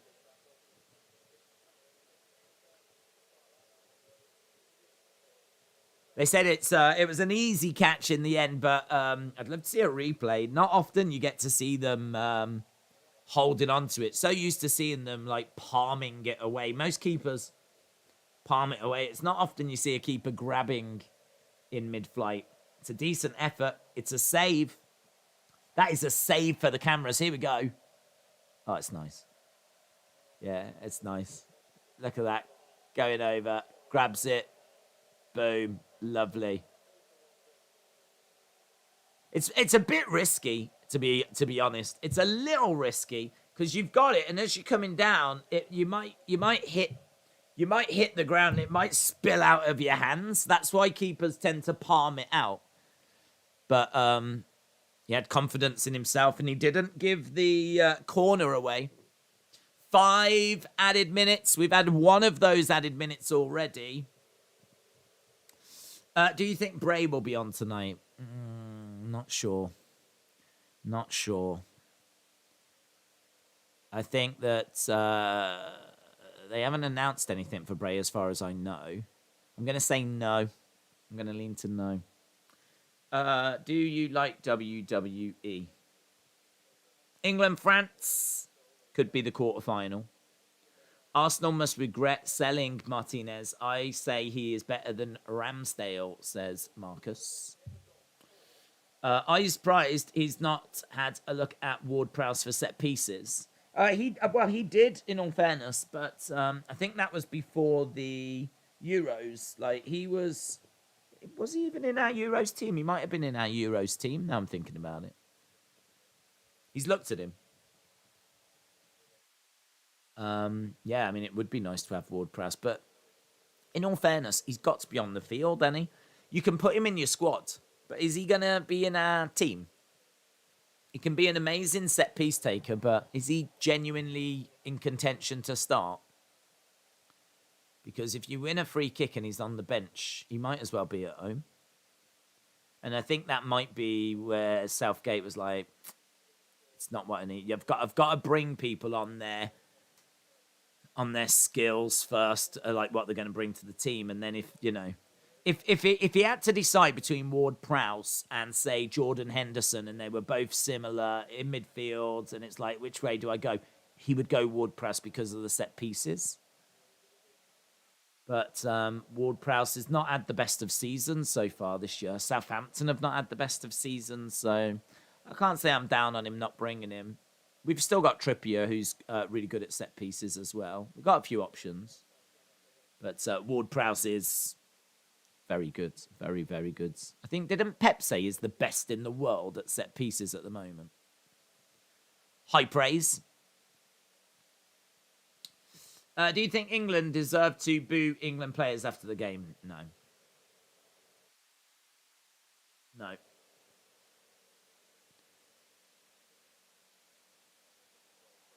Here come Mexico. It's the thing is, when you're a fan, what else can you do if you're not happy? Do you know what I mean? Like, you want to see England playing well. You want to see England winning those types of games. If England are going to have to, win this World Cup and beat France and everything, beat France, beat Brazil to win a World Cup, like playing USA, no offense to USA, but, you have to do better in those games and win those games and look competitive in those games. And England just put in a bad performance, never got going.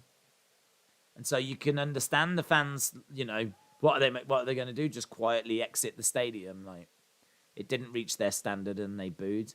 I'm not against the fans doing that per se, but I am very much more let's get behind the team kind of a mentality. I wouldn't have booed if I was there.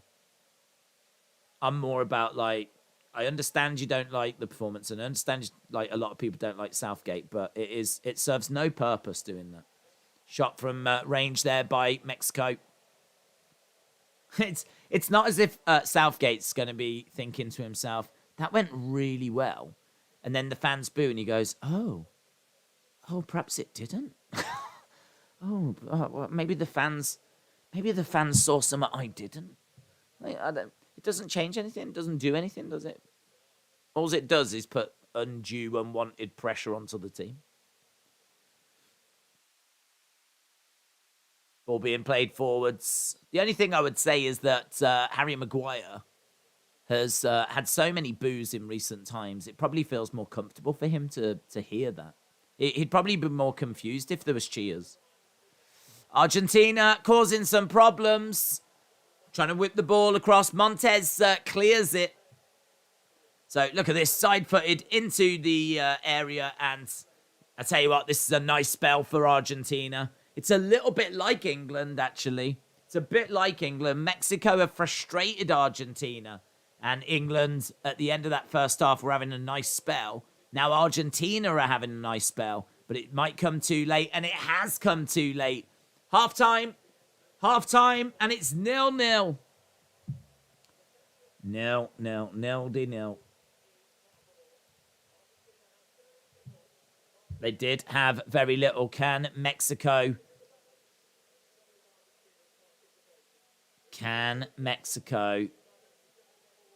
provide 45 minutes of further frustration? Is Herrera who plays for Man United, ex-Man United player? No. No, I don't believe that's not Andres Herrera. What about Everybody Loves Raymond?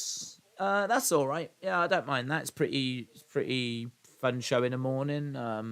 It's all right. It's easy to watch. I'm not passionately in love with it. I just feel like it's one of those that you can have on in the background. It's perfect. It's very inoffensive. Perfect, like, easy watch. It's not the kind of thing I would seek out, but it's I totally get why it's done. It's on breakfast TV here. When you're getting ready to go to work or school in the morning, put on Channel 4 and you'll have Everybody Loves Raymond and King of Queens. Those two shows tend to be shown on one of our biggest channels in the morning. Frasier as well tends to get shown. And they're just really easy to watch, really inoffensive. I love Frasier. I reckon there's an argument Frasier is the greatest comedy ever made. I put Frasier above Seinfeld. I put Frasier above Friends. I absolutely love Frasier.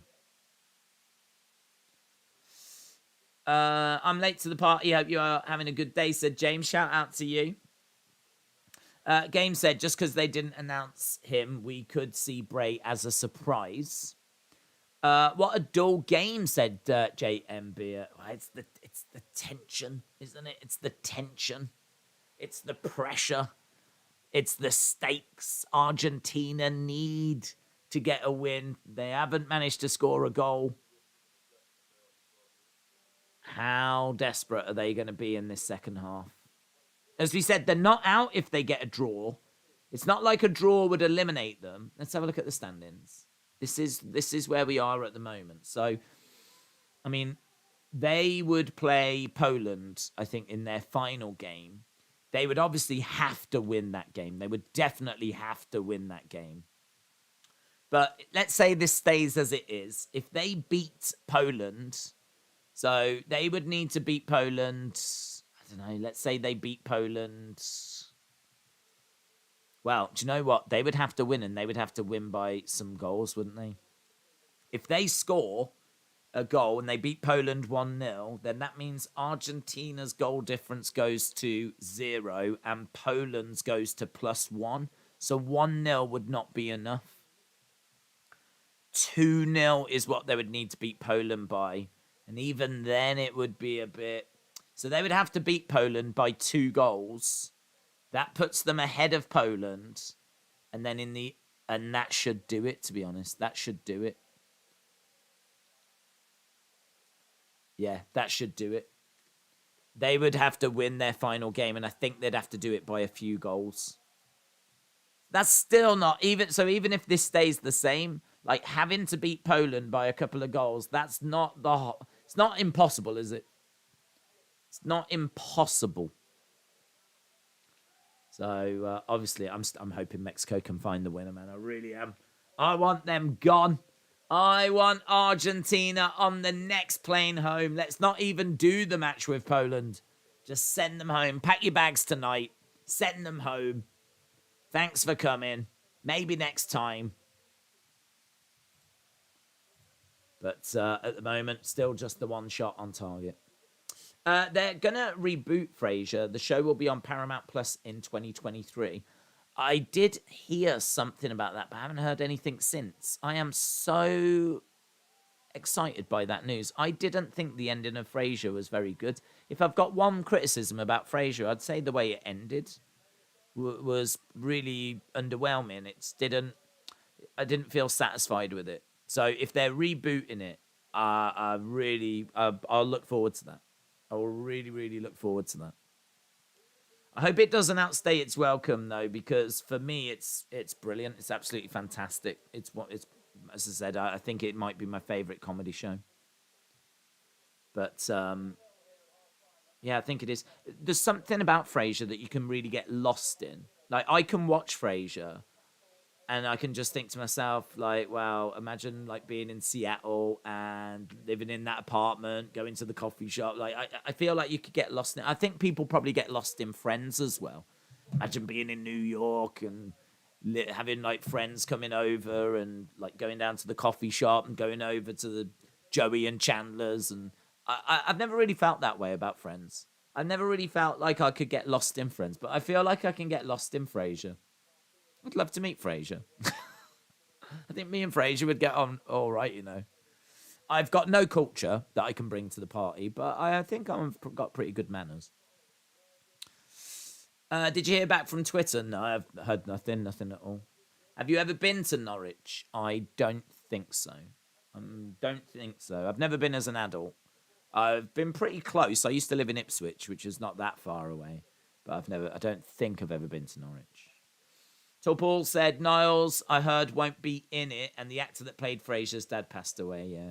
That's a shame about Niles not being in it. When they reached the final in the World Cup 2014. Enough of this. I'm looking forward to Survivor Series, says Stephen.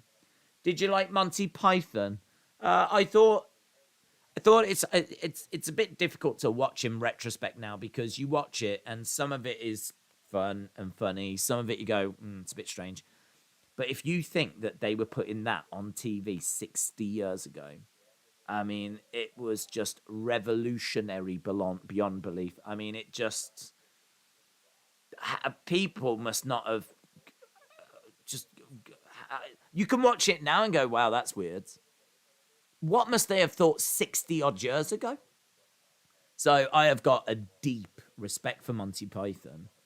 But do I watch it and enjoy it and find it hysterically funny? No, I don't. No, to be honest, no, I don't.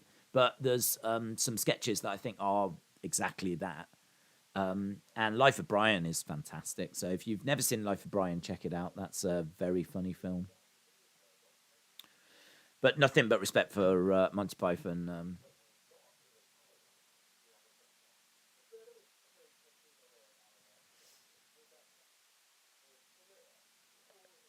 Border Security Australia on Sky Witness, says Pedrak. Border Security rings a bell, yeah. I feel like I've seen that show where they discover like drugs and stuff like that. But it'd be one that I only watch when I'm flicking through the channels, you know. I don't know if it's a show that people are like, oh my god, it's Thursday, 11 o'clock. Let's change let's get Border Security Australia on. I think it's one of those when you're like, what should we watch? And you're just flicking through and you go, all right, this will do. I think it's one of them shows. Dave said the comedy shows I watched as a kid wouldn't be allowed today with snowflake culture. No Cat Popeye said Seamus is a good watch on Netflix. Martin said Michael Palin is a treasure. That's true.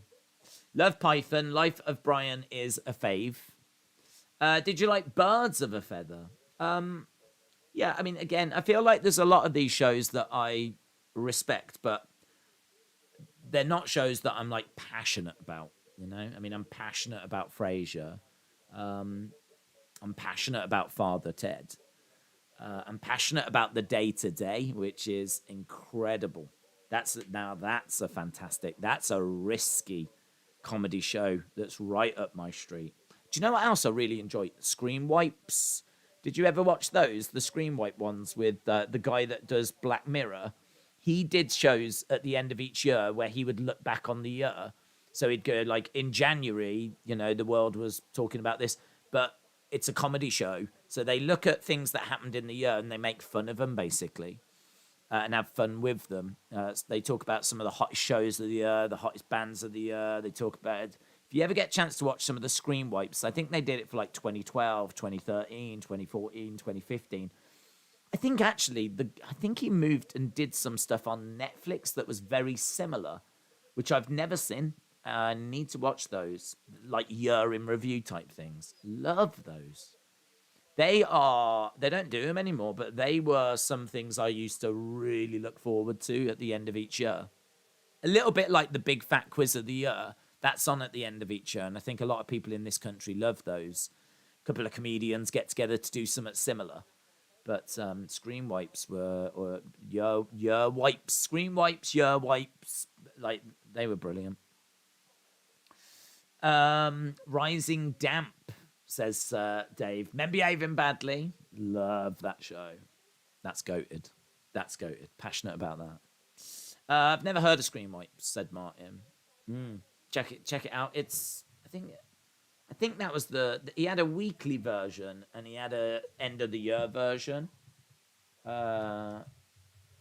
It's Charlie Brooker, isn't it? Charlie Brooker. Charlie Brooker. Wipe. Don't know what's going to come back for Charlie Brooker wipe. News wipe. Weekly wipe. 2015 wipe. Looks like they're on YouTube as well. Yeah, I love those. I find those really funny. Yeah, I can see one here. Charlie Brooker's 2016 wipe. Charlie Brooker's 2015 wipe. It's the same guy that makes Black Mirror, but it's not dark like Black Mirror. It's just a funny look at the... if Argentina's done if they don't win this game, said Toasty. Yep. Well, they're done if they lose. We did just have a look to see what happens if they draw. If they draw, they can still go through. The only thing is they would have to beat Poland. A draw in that final game would not be good enough. So they would have to beat Poland. And if they beat Poland, then they would need to, I think, score a couple of goals. I think if they win 1-0, that wouldn't be enough. So, yeah. I don't know. I don't know how this game's going to go, to be honest. I really don't know. I feel like any result is still on the table here. 0-0. This could go any which way, couldn't it? Any which way. What games are we doing tomorrow? Let's have a look what we've got planned. We are doing... What date is it tomorrow? 27th. 27th. We have got Croatia, Canada, and we have got Spain, Germany. Croatia, Canada, Spain, Germany. Still showing us reds. Oh, there we go. It's fixed. Okay. Yeah, a little bit of lag. We haven't had any lag today, actually. I mean, in all fairness, if we're going to get lag, getting it at halftime, that's probably not the worst time to get it. So hopefully we don't get any more. But yeah, a little bit of lag. Right, we should be going back to the second half very, very soon. Very soon. And we are less than 2 hours away from Survivor Series as well. Less than 2 hours away. As England clinch top two, can they still be eliminated? They can still be eliminated, yeah, but it's looking fairly unlikely. I think in order for them to be eliminated, they would have to... Let's go back. Let's have a look. England... So, in order for England to be eliminated, they would have to lose. Roy Keane said he's not happy with Messi's body language. So, England would have to lose to Wales. And there would have to be a winner in the other game. So, if England lose and there's a winner in the other game, I think even then England would have to lose. England would have to lose by quite a few goals, and there would have to be a winner in the other game. So yeah, it's pretty much there. It's pretty much there.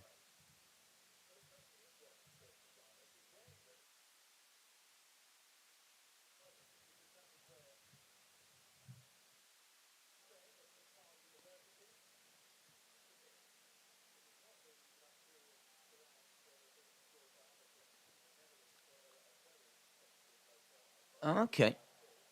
They're saying that the Netherlands are staying in a very nice, expensive hotel, but Argentina are actually staying in like a student halls of residence. So I don't know if that's going to play a factor at all. You know what students are like. It takes a while for them to wake up, doesn't it? So perhaps that's the problem. They're you know what I mean, living that student lifestyle.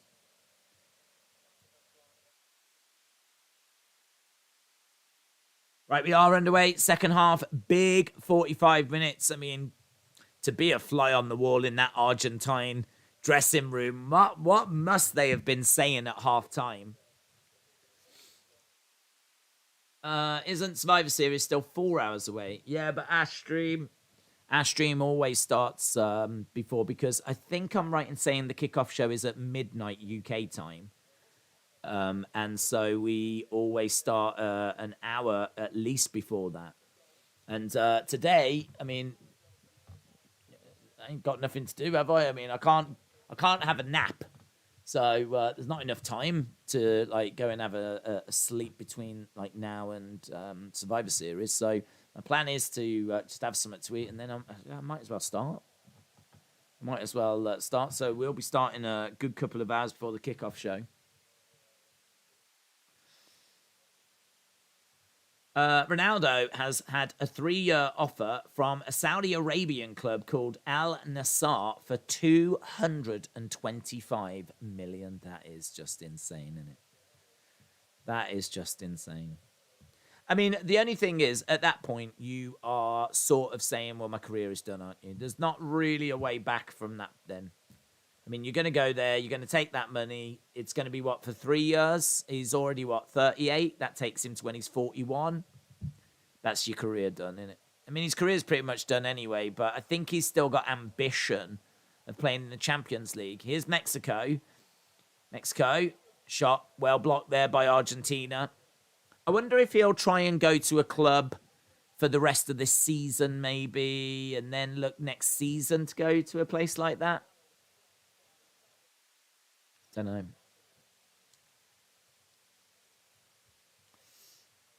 75 million a year. That's crazy, isn't it?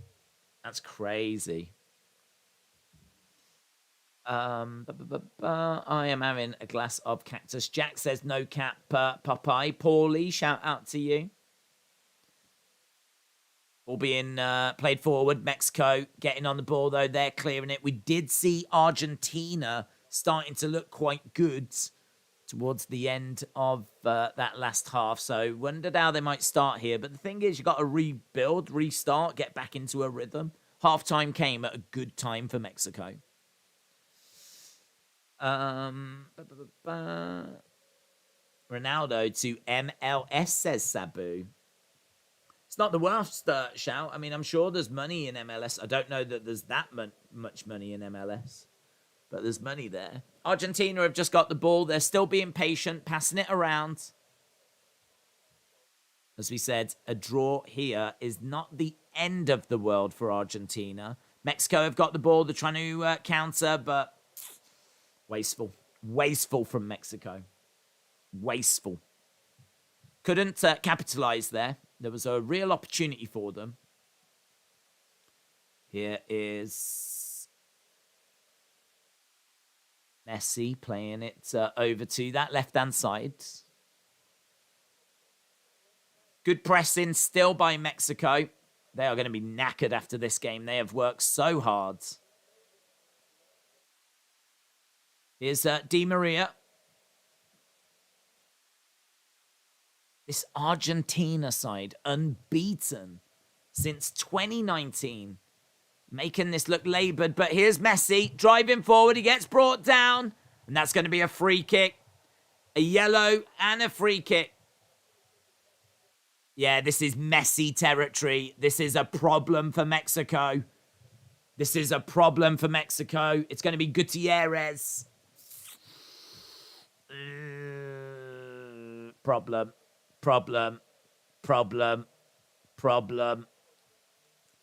I mean, look at that. He tries to make a tackle. It's outside. I mean, it's not a penalty. He sort of trips over himself, to be honest. It's very central. This is going to be a problem. So it's a very central free kick. Messi standing over the ball. He can hurt you from here. He can hurt me from here. He can hurt all of us from here.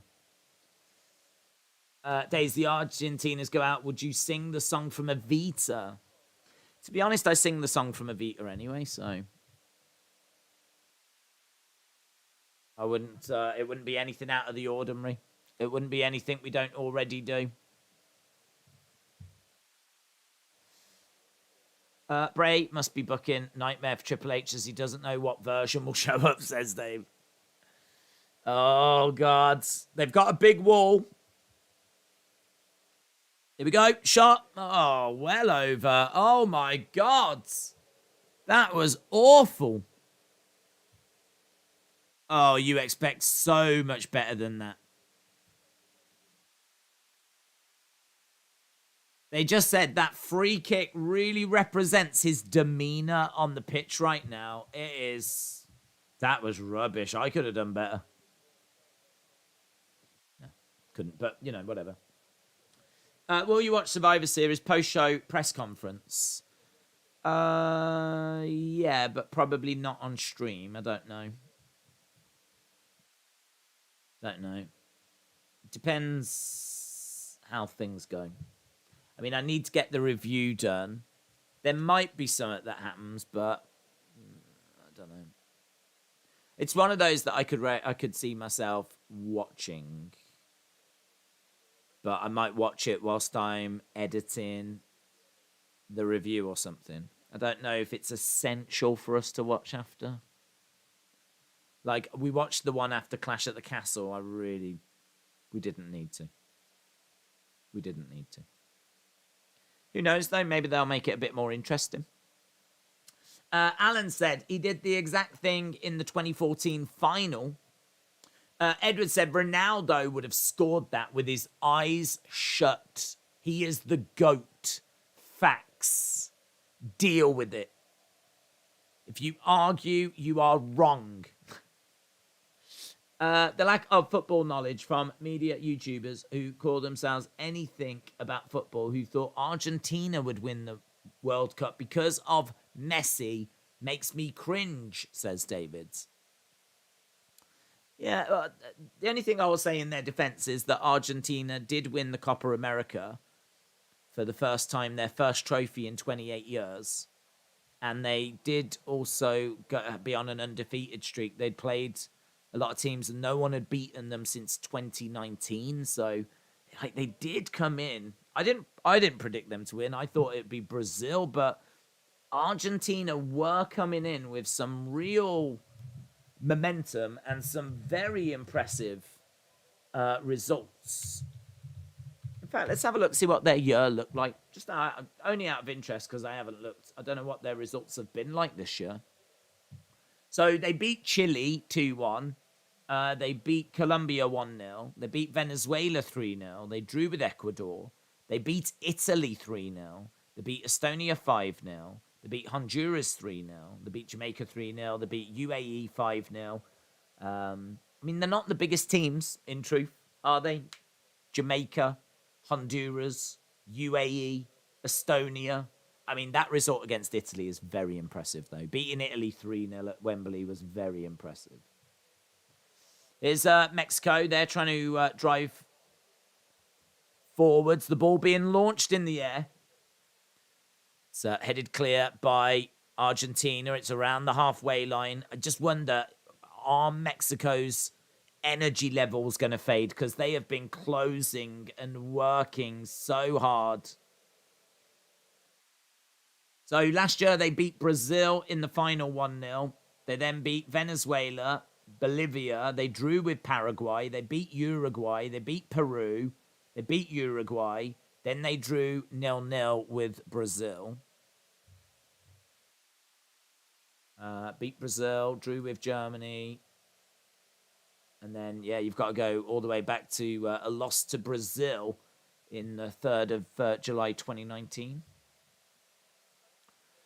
Oof, ball bouncing around, cleared by Mexico.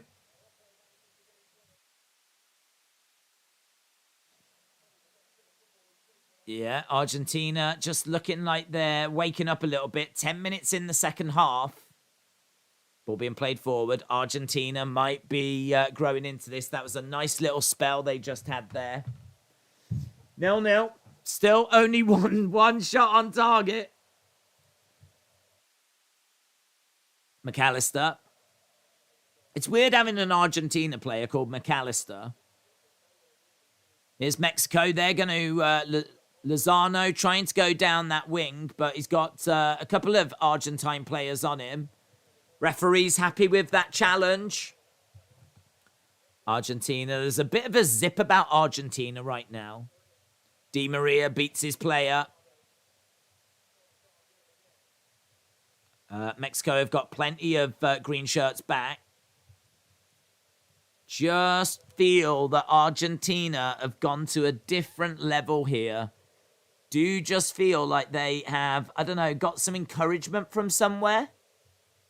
They're passing the ball around within, like, you know, a bit of zip. Trying to make something happen. Ball's played forward and there's no one there. That was a poor ball. That was a poor ball. DePaul finally putting some fight into this game, says Mike. Messi just is not playing well tonight, says Redemption. Who is your favourite Premier League squad? Man United. I've been a Man United fan since the early 90s, so I've been very fortunate to see a lot of success. But that's why I'm all right with it being a bit of a bad spell now, because I feel like I probably deserve it. I've had a lot of joy watching United. I've been called a glory hunter more times than I care to remember. So... which I wasn't. I just got into them really at the right time, just before they started winning everything when I was young. And so I suppose I'm all right with us, like, you know, someone else's turn now. But I'm definitely ready for United to come back and start winning again now. It's been a long time. We haven't won the league in over 10 years. So that's a long time. And we haven't won a trophy, any trophy, in 5 years. That's a long time. So definitely need to change that. Ball in the middle of the pitch. Mexico playing it forwards. They've done so well. Lovely through ball, but one Argentine player just got pushed into another. Ball coming back, going out. Here's Messi. He plays the ball into the centre. Glory Hunter, a.k.a. Man City fans that have only been supporting them since money came in. Ball up in the air.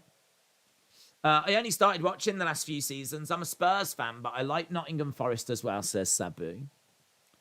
It's good. It's always good to see more people coming and enjoying the Premier League. That's obviously a good thing for the league. And, I mean, it is fun. It just is fun. You should have a look and try and play the fantasy game, the Premier League fantasy game. If you are enjoying it, that will help.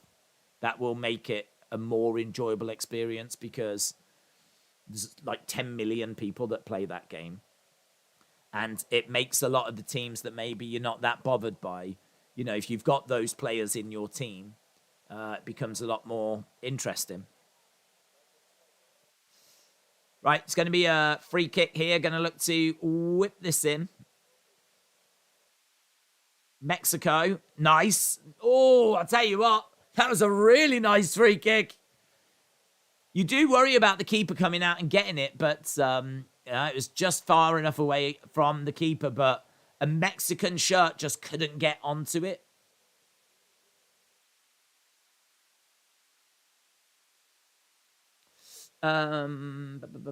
Is Austin 316 in prison?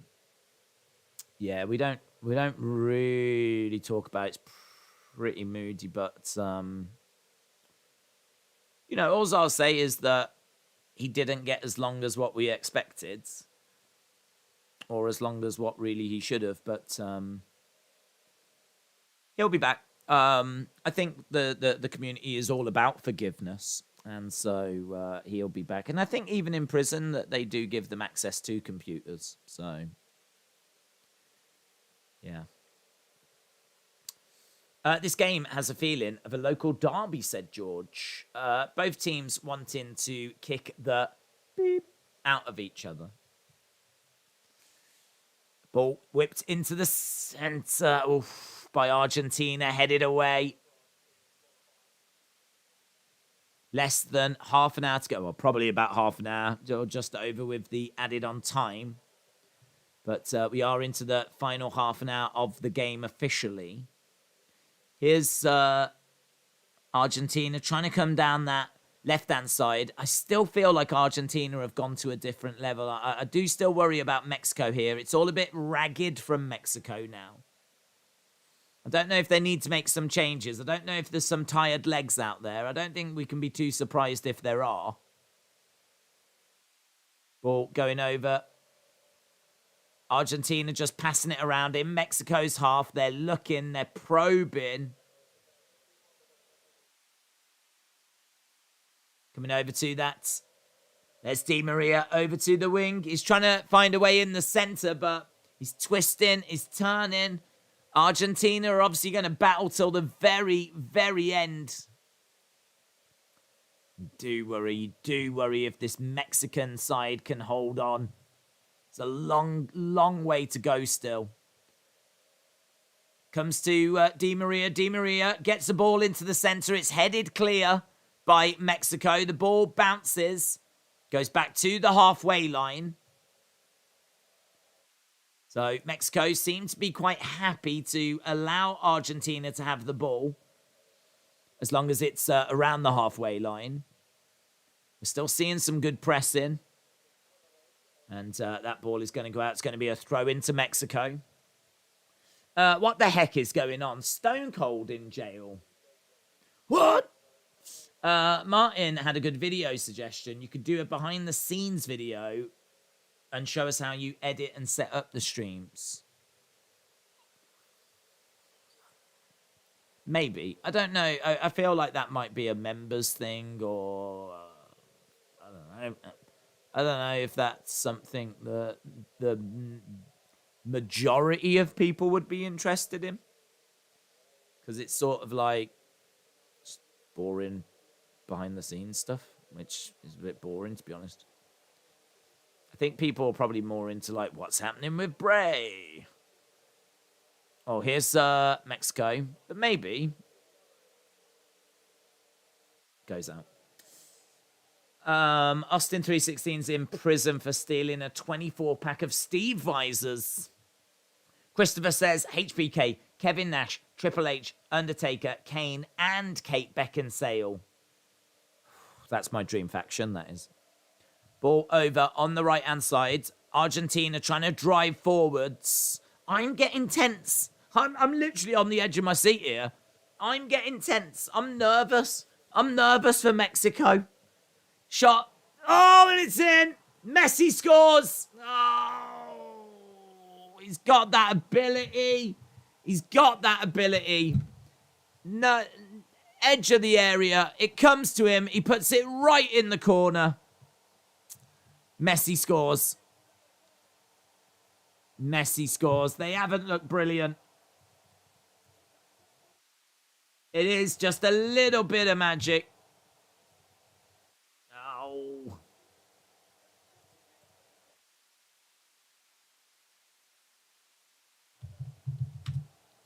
Messi scores. Messi scores.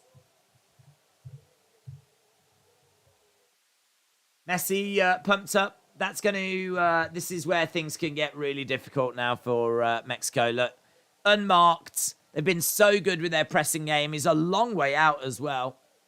Right in the bottom corner. Look at that. Look at that. It's nothing the keeper could do. Oh. It's a lovely finish. I don't know who's going to be credited with the assist.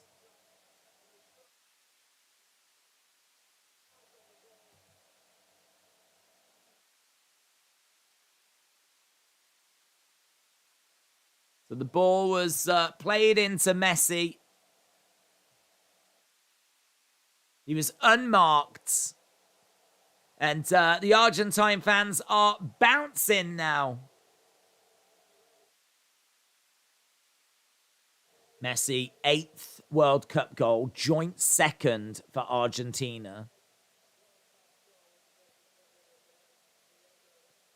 Level with Diego Maradona now, Messi. 2 changes for Mexico, and maybe they should have made these changes before. It just felt for a while that that Argentina had gone to a slightly different level. Di Maria with the assist. Heartbreak. Heartbreak.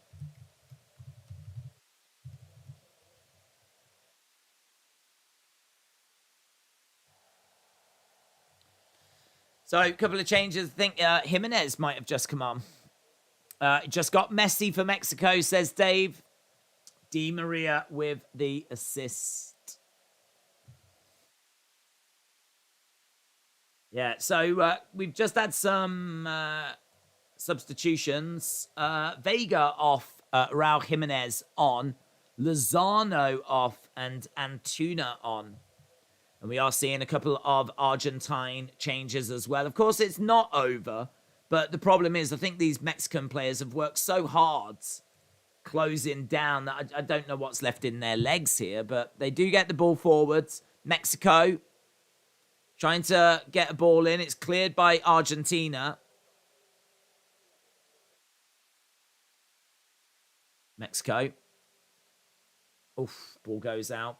What does this mean for Mexico? What does it mean for Mexico? Mexico would be bottom on 1 point. They wouldn't be out. Their final game is with Saudi Arabia. God, it's hard to know what they would need. They would need to win. I mean, that's undeniable. Mexico would have to beat Saudi Arabia. But what would they need in the other game? They would have to beat Saudi Arabia. They can still go through, but... So, goes over to the other side. So even if they lose this, they could still go through. They would absolutely have to win, but... does make it a little tricky.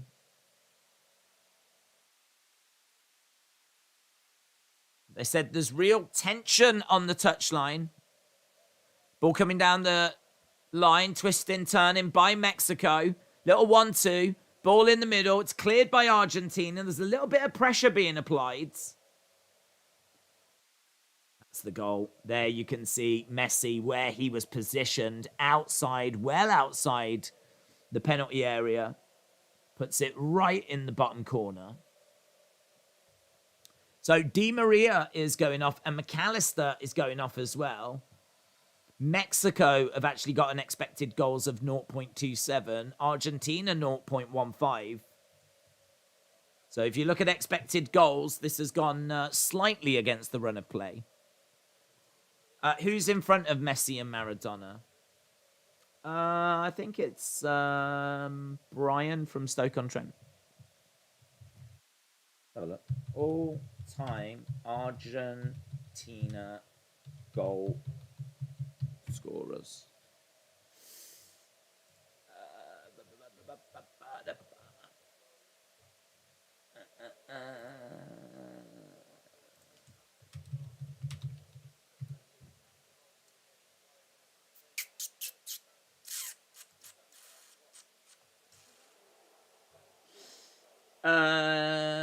Gabriel Batistuta, is it? Think it is Batistuta. Yeah, it is. Batistuta. Gabriel Batistuta scored 10 World Cup goals. Diego Maradona scored 8. And Messi is level on 8 now. So he's 2 behind Batistuta. Little think back ball in the middle. Bounce in. Shot skied over by Argentina. Skied over by Argentina. They say that Messi is the best player in the world. He hasn't even scored the most World Cup goals for Argentina. He's a poor man's Gabriel Batistuta. I mean, I've said this for years. Batstuta was amazing, says Fortnite. Right, Mexico on the ball. 20 minutes to go. Come on, Mexico. Get a goal. Make it interesting. Make it interesting. Poland would need to beat Argentina. Mexico would need to beat Saudi Arabia for Mexico to advance. Poland would need to beat Argentina. Let's have a look at that. Poland would need to beat Argentina. Why? If Argentina beat Poland, Argentina go on to 6 points. Poland would be on 4. And then you've got, if Mexico win, they would be on 4. So I don't think it would matter in that other game. I don't think it would matter. I'm just trying to think. If it's a draw, Poland would be on 5. Argentina would be on 4. If Mexico win, they might need to win by a few goals. But I think if you're on the same amount of points, it goes to goal difference. I mean, look, Mexico definitely cannot afford to concede again here, because goal difference really could be a factor. Ball going down the line.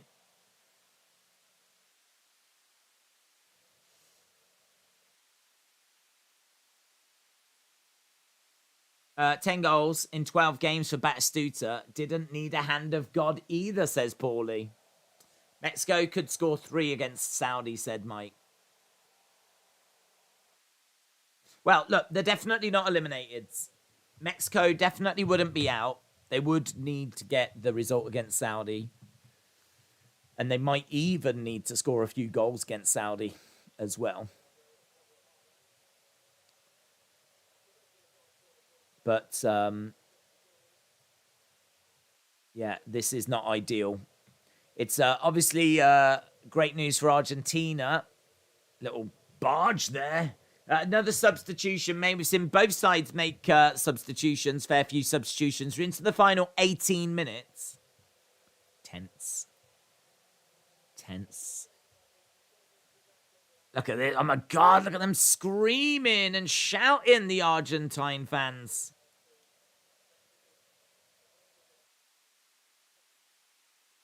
Screaming and shouting. They are desperate for this team to win this World Cup. It is a massive, massive sport. It's their like religion in Argentina. They've not won the World Cup since 1990. I mean, boo-hoo. I'm sat here in England. We ain't won it since 66. But it would mean a lot to them to get it. And you don't tend to get players like Messi come along that often. Although they have been blessed, of course, with Maradona, Messi, Batistuta. Poland could beat Argentina. Mexico beat Saudi, and Argentina are out, says Mason. This is how it always is with Argentina, said Mike.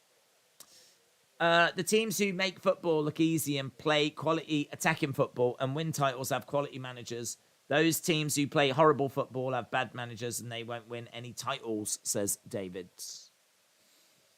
Mike says 86. We lost to... Oh, yes, 86, sorry. Yeah, they got to the final in 90, didn't they? Even so, I'm sat here, 1966. So my heart doesn't really bleed too much for them.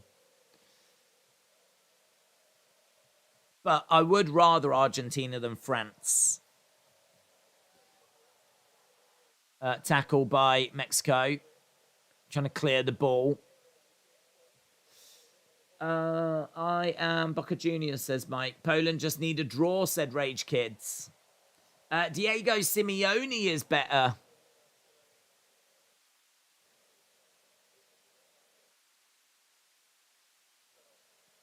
Okay, this 15 minutes, I think, was that the Mexican manager shaking his head? Mexico have got the ball back in the defense, playing it over to the left-hand side.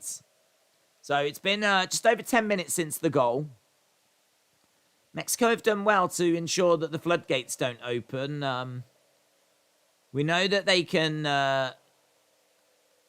look at that. Great scenes in the stadium. We know that their heads can drop. Imagine if England beat Germany in 90 and played Argentina and we got Gaza against Maradona.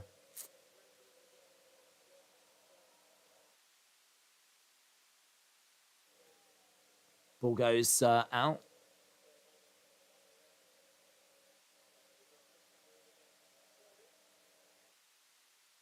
Going to be a throw-in by Argentina. There's some battles going on in there. The Mexico have definitely not given up. Ball being passed around by Mexico. They've got it in Argentina's half. It comes over to the left-hand side. Going to look to play the ball forward in the area. What can Mexico do? Oh, good challenge there by Argentina. They are really, I mean, they've got the bit between their teeth. They've got that 1-0 lead. They are not looking to let it slip. Messi is back, running around. Ball in the middle. Oh, hits off an Argentine player. Good work. Argentina looking to break forwards. Playing it in the middle. Oh, Messi was in there. Messi was in there, but he couldn't connect with it. Argentina just winning these battles at the moment. Mexico do manage to get the ball, though. Clear it down the line. It is being a bit more stretched. Ball 1-2. Messi chasing after it. Pulls the ball back. Good save. Good save. Germany going out in round 1. They play Spain next. Big game tomorrow, that, isn't it? Big game. That's the one that you feel that we are about to lose a big nation, yes. Never mind that. If Japan win tomorrow and one of Spain or Germany will more likely be gone. It looks like it's going to be Germany, innit? I mean, Spain have already won their first game 7-0. So not only have they got 3 points in, but they've got goal difference is a factor. Right, ball coming over to the right-hand side.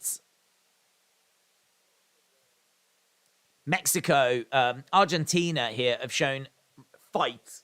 I mean, they have battled. They have worked hard. Mexico have as well. It's the kind of performance that you know you've got in you. Just sort of helps when you get to those latter stages.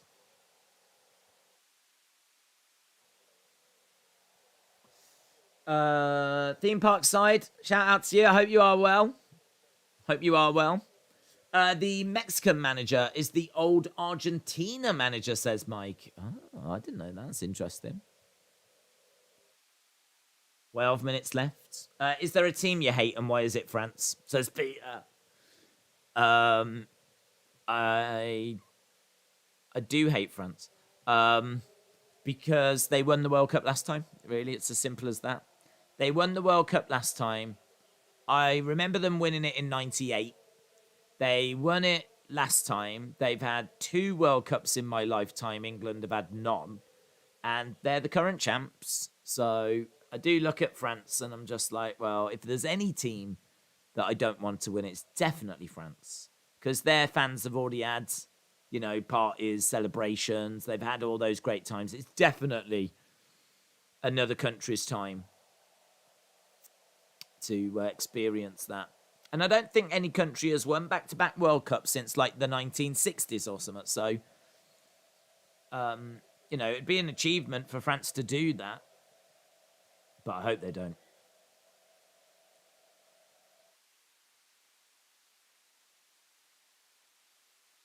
Right, here's Argentina. Got a free kick. We're into approaching the final 10 minutes. The worst nation, the one I hate the most, is Scotland, said Dave.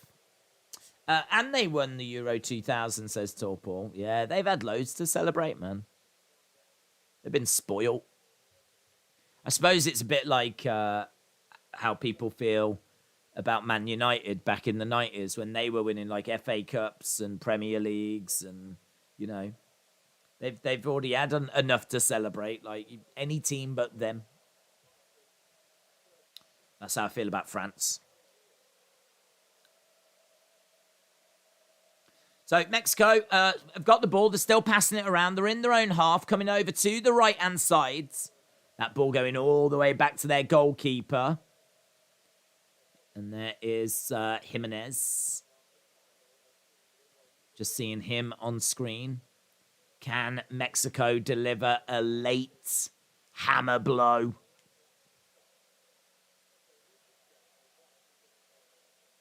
Yeah, it's true. If they win this game, they've won it because of Messi. Again, it really shows, doesn't it? It shows how much... Like, football is more than just one person. Like, you do have to have a good team around you.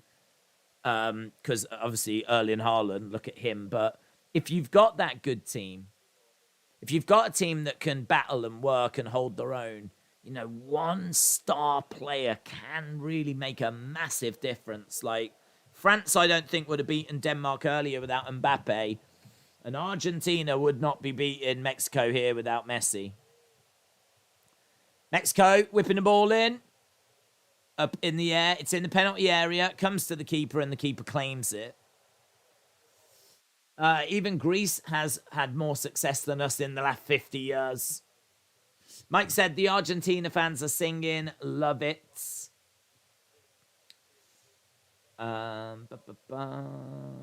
You haven't won it since 1966. I know.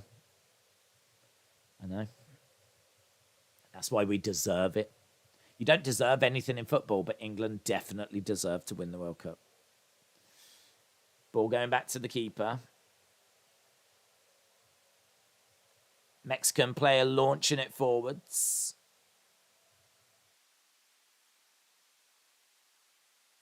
Nice work by Mexico. Put a bit too much on that and it goes straight out. Straight out. Was it deflected though?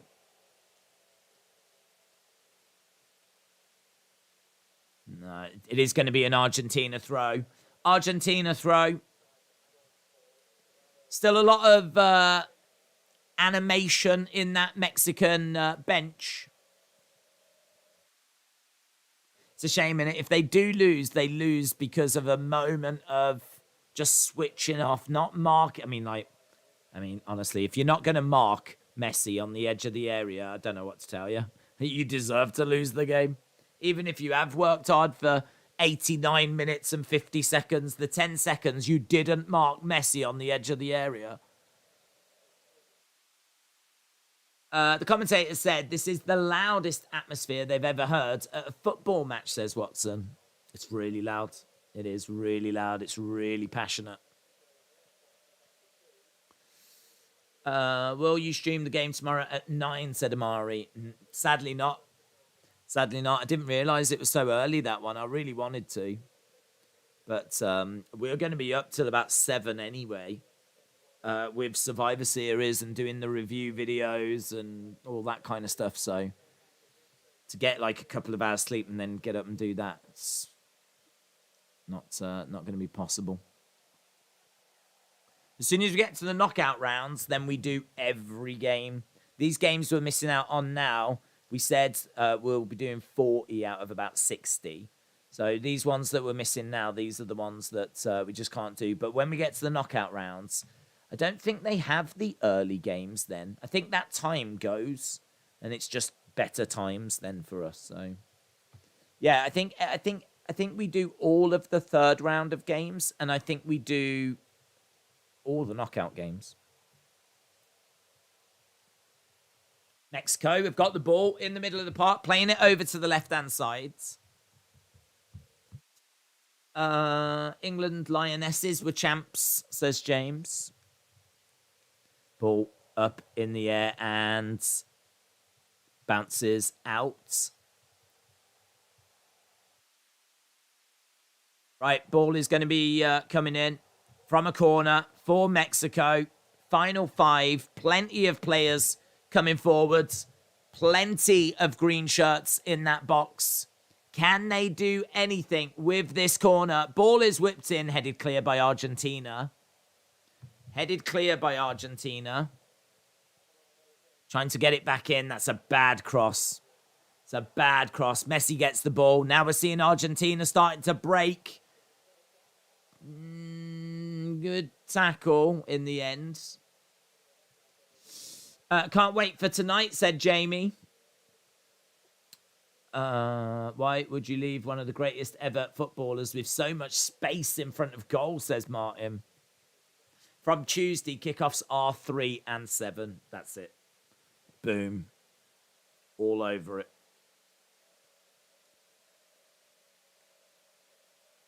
Right, throw in. Throw in by Argentina. Bono, Edge, Clayton, Larry. You too.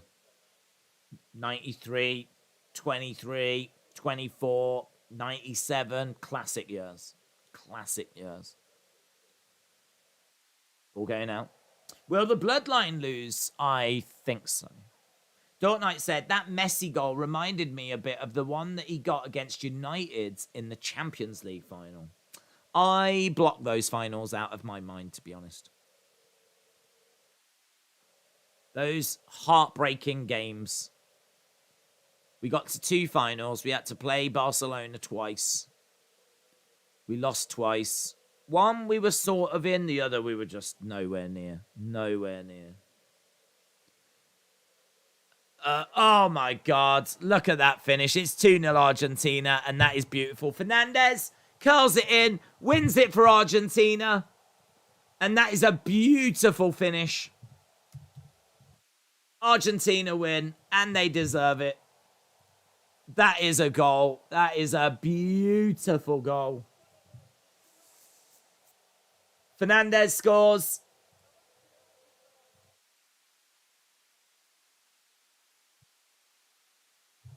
Yeah, they just went up a level in the second half. Turmoil on Tuesday. No more turmoil. I don't know who got him the assist. I don't know if Messi got him the assist or not. It might have been an assist by Messi. Fernandez and Messi embracing. So the corner is short. Comes to the edge of the area. And it's beautiful. Look at that. Steps over a few times. Fires off a shot. Oh, God.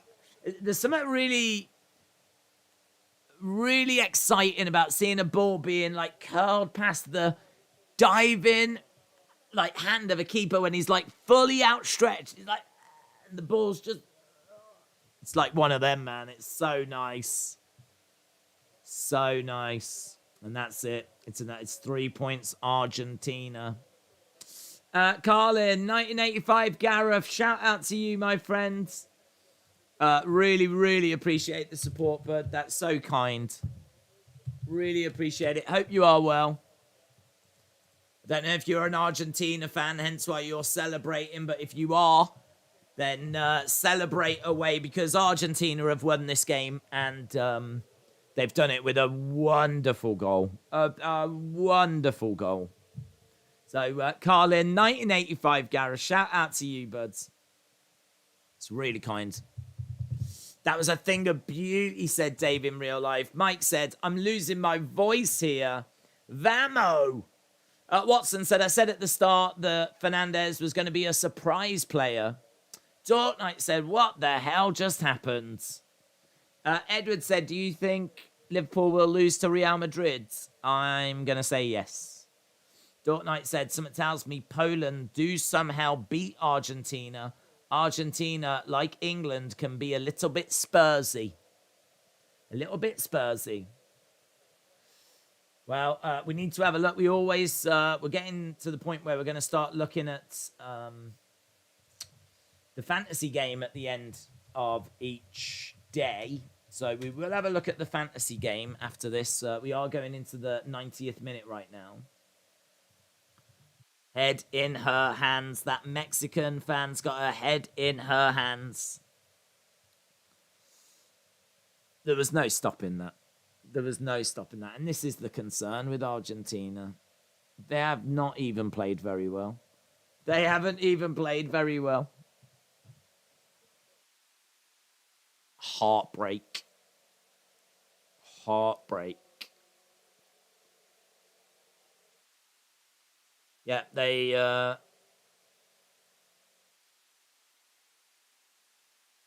still coming forwards.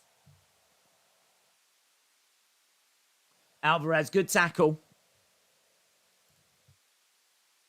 So I can tell you that the leader at the moment has got 111 points. 111 points for the leader in our group. Argentina just got Uzi, said Dave. Yes, Argentina to win the World Cup, said David. Is Argentina still facing Mexico? They are, yeah, but the game's coming to an end. There's 6 added minutes and we're 1 minute into it. Mexico, it's not really a way back. I mean, they could score now and have a few exciting minutes, but it's not happening. Oh, I thought we were going to wave goodbye to Argentina, but it's not the case. Ledukes FN said France are going to win this World Cup. Ricky said Argentina is definitely winning. Well, I don't have them winning the World Cup. I think Brazil will win the World Cup, but Argentina are still in this World Cup. Who are you supporting? I support England. We've got an Argentine player down with a bit of cramp here. Bit of cramp. The referee has come over. Back in the day, this might have wasted a bit of time, but referee being very clear about telling him to get up. Oh, it's a beautiful finish, that goal. Watson said, in the words of Vince, Mexico have no chance in hell.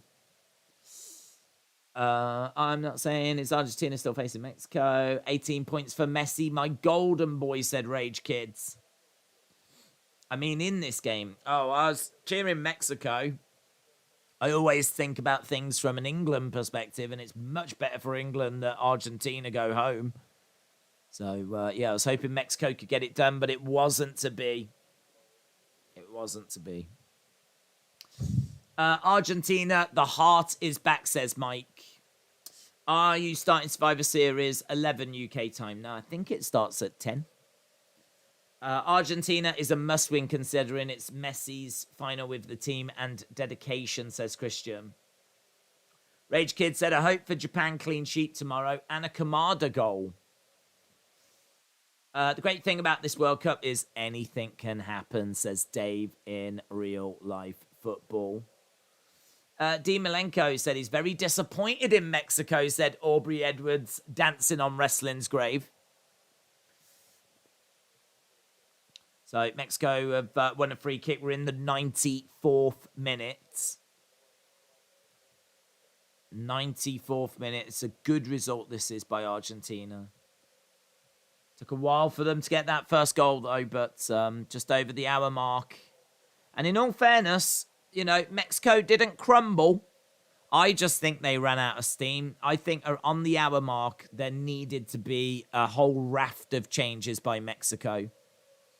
I think they really needed a whole raft of changes, and they didn't do it. And it just felt like there was a step behind. This is what the World Cup's all about, says David.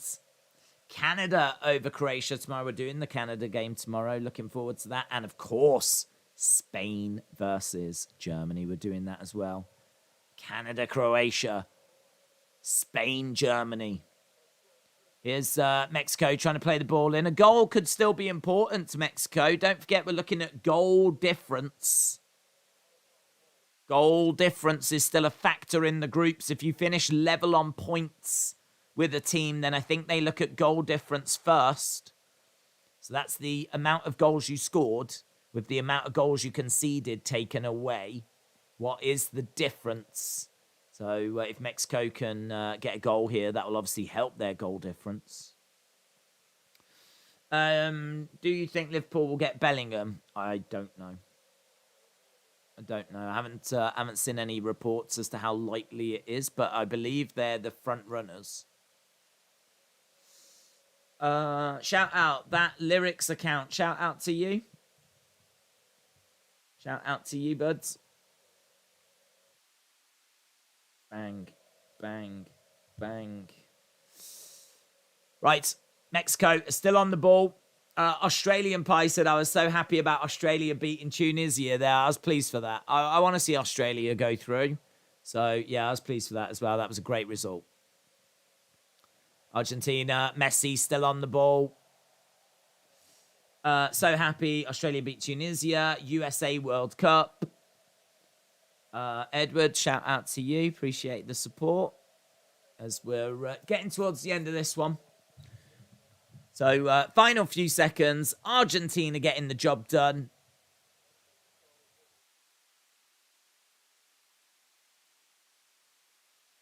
And they've got Poland to come. Poland will be tricky as well. Don't forget, Mexico and Poland drew. Poland beat Saudi Arabia earlier. If this was a knockout game, then, Mexico have just been knocked out. Yep, 6 minutes have been played, and we should be at the end of this. There's not really any need for this to continue now. What's so special about the World Cup is that anything can happen. There we go. There's the full-time whistle. The game has concluded, and it is Argentina 2, Mexico 0. So there we go. Got to tell you, though, the expected goals. So looking at this game, looking at everything that's happened in this game, expected goals for Argentina was 0.28. Expected goals for Mexico was 0.26. Really, this should have ended 0-0, but 2-0. That second goal in particular is beautiful. Mistake for the first. Really mistakes for both, but to leave Messi unmarked on the edge of the area, I mean, it's criminal. It's criminal, but yeah, Mexico worked hard, man. They battled hard. I feel sorry for them. But quality shines through for Argentina. Quality shines through. Let's have a look, shall we, before we run away? Let's have a look at the fantasy game. I like to have a look at the end of each day and see how the fantasy game is going, because we've got over 200 players, man, which is awesome. So far, you can see here, I don't know if this is going to have updated yet with what we've just seen, but this is the latest. We've got our leader here, Brahim.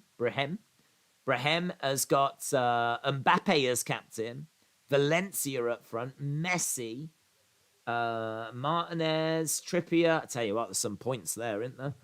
Look at that front line of Mbappe and Messi and Valencia. There's some points there. So that's what our leader of the game has got at the moment. Nelson Silva in second place. You can see sort of the top 20 on screen at the moment. Let's have a look at Nelson Silva, see who he's got. Mbappe as captain. So Mbappe, Messi, Saka didn't really come through, did he? Some interesting picks here. Di Maria getting a few points.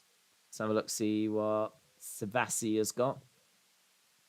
Mbappe as captain, Messi, Christensen, Cash. So, yeah, I mean, obviously there's still a way to go here. Still a way to go. Where am I? I've gone to 52nd. We're climbing. We're climbing. We're coming. 50 seconds. We're on our way.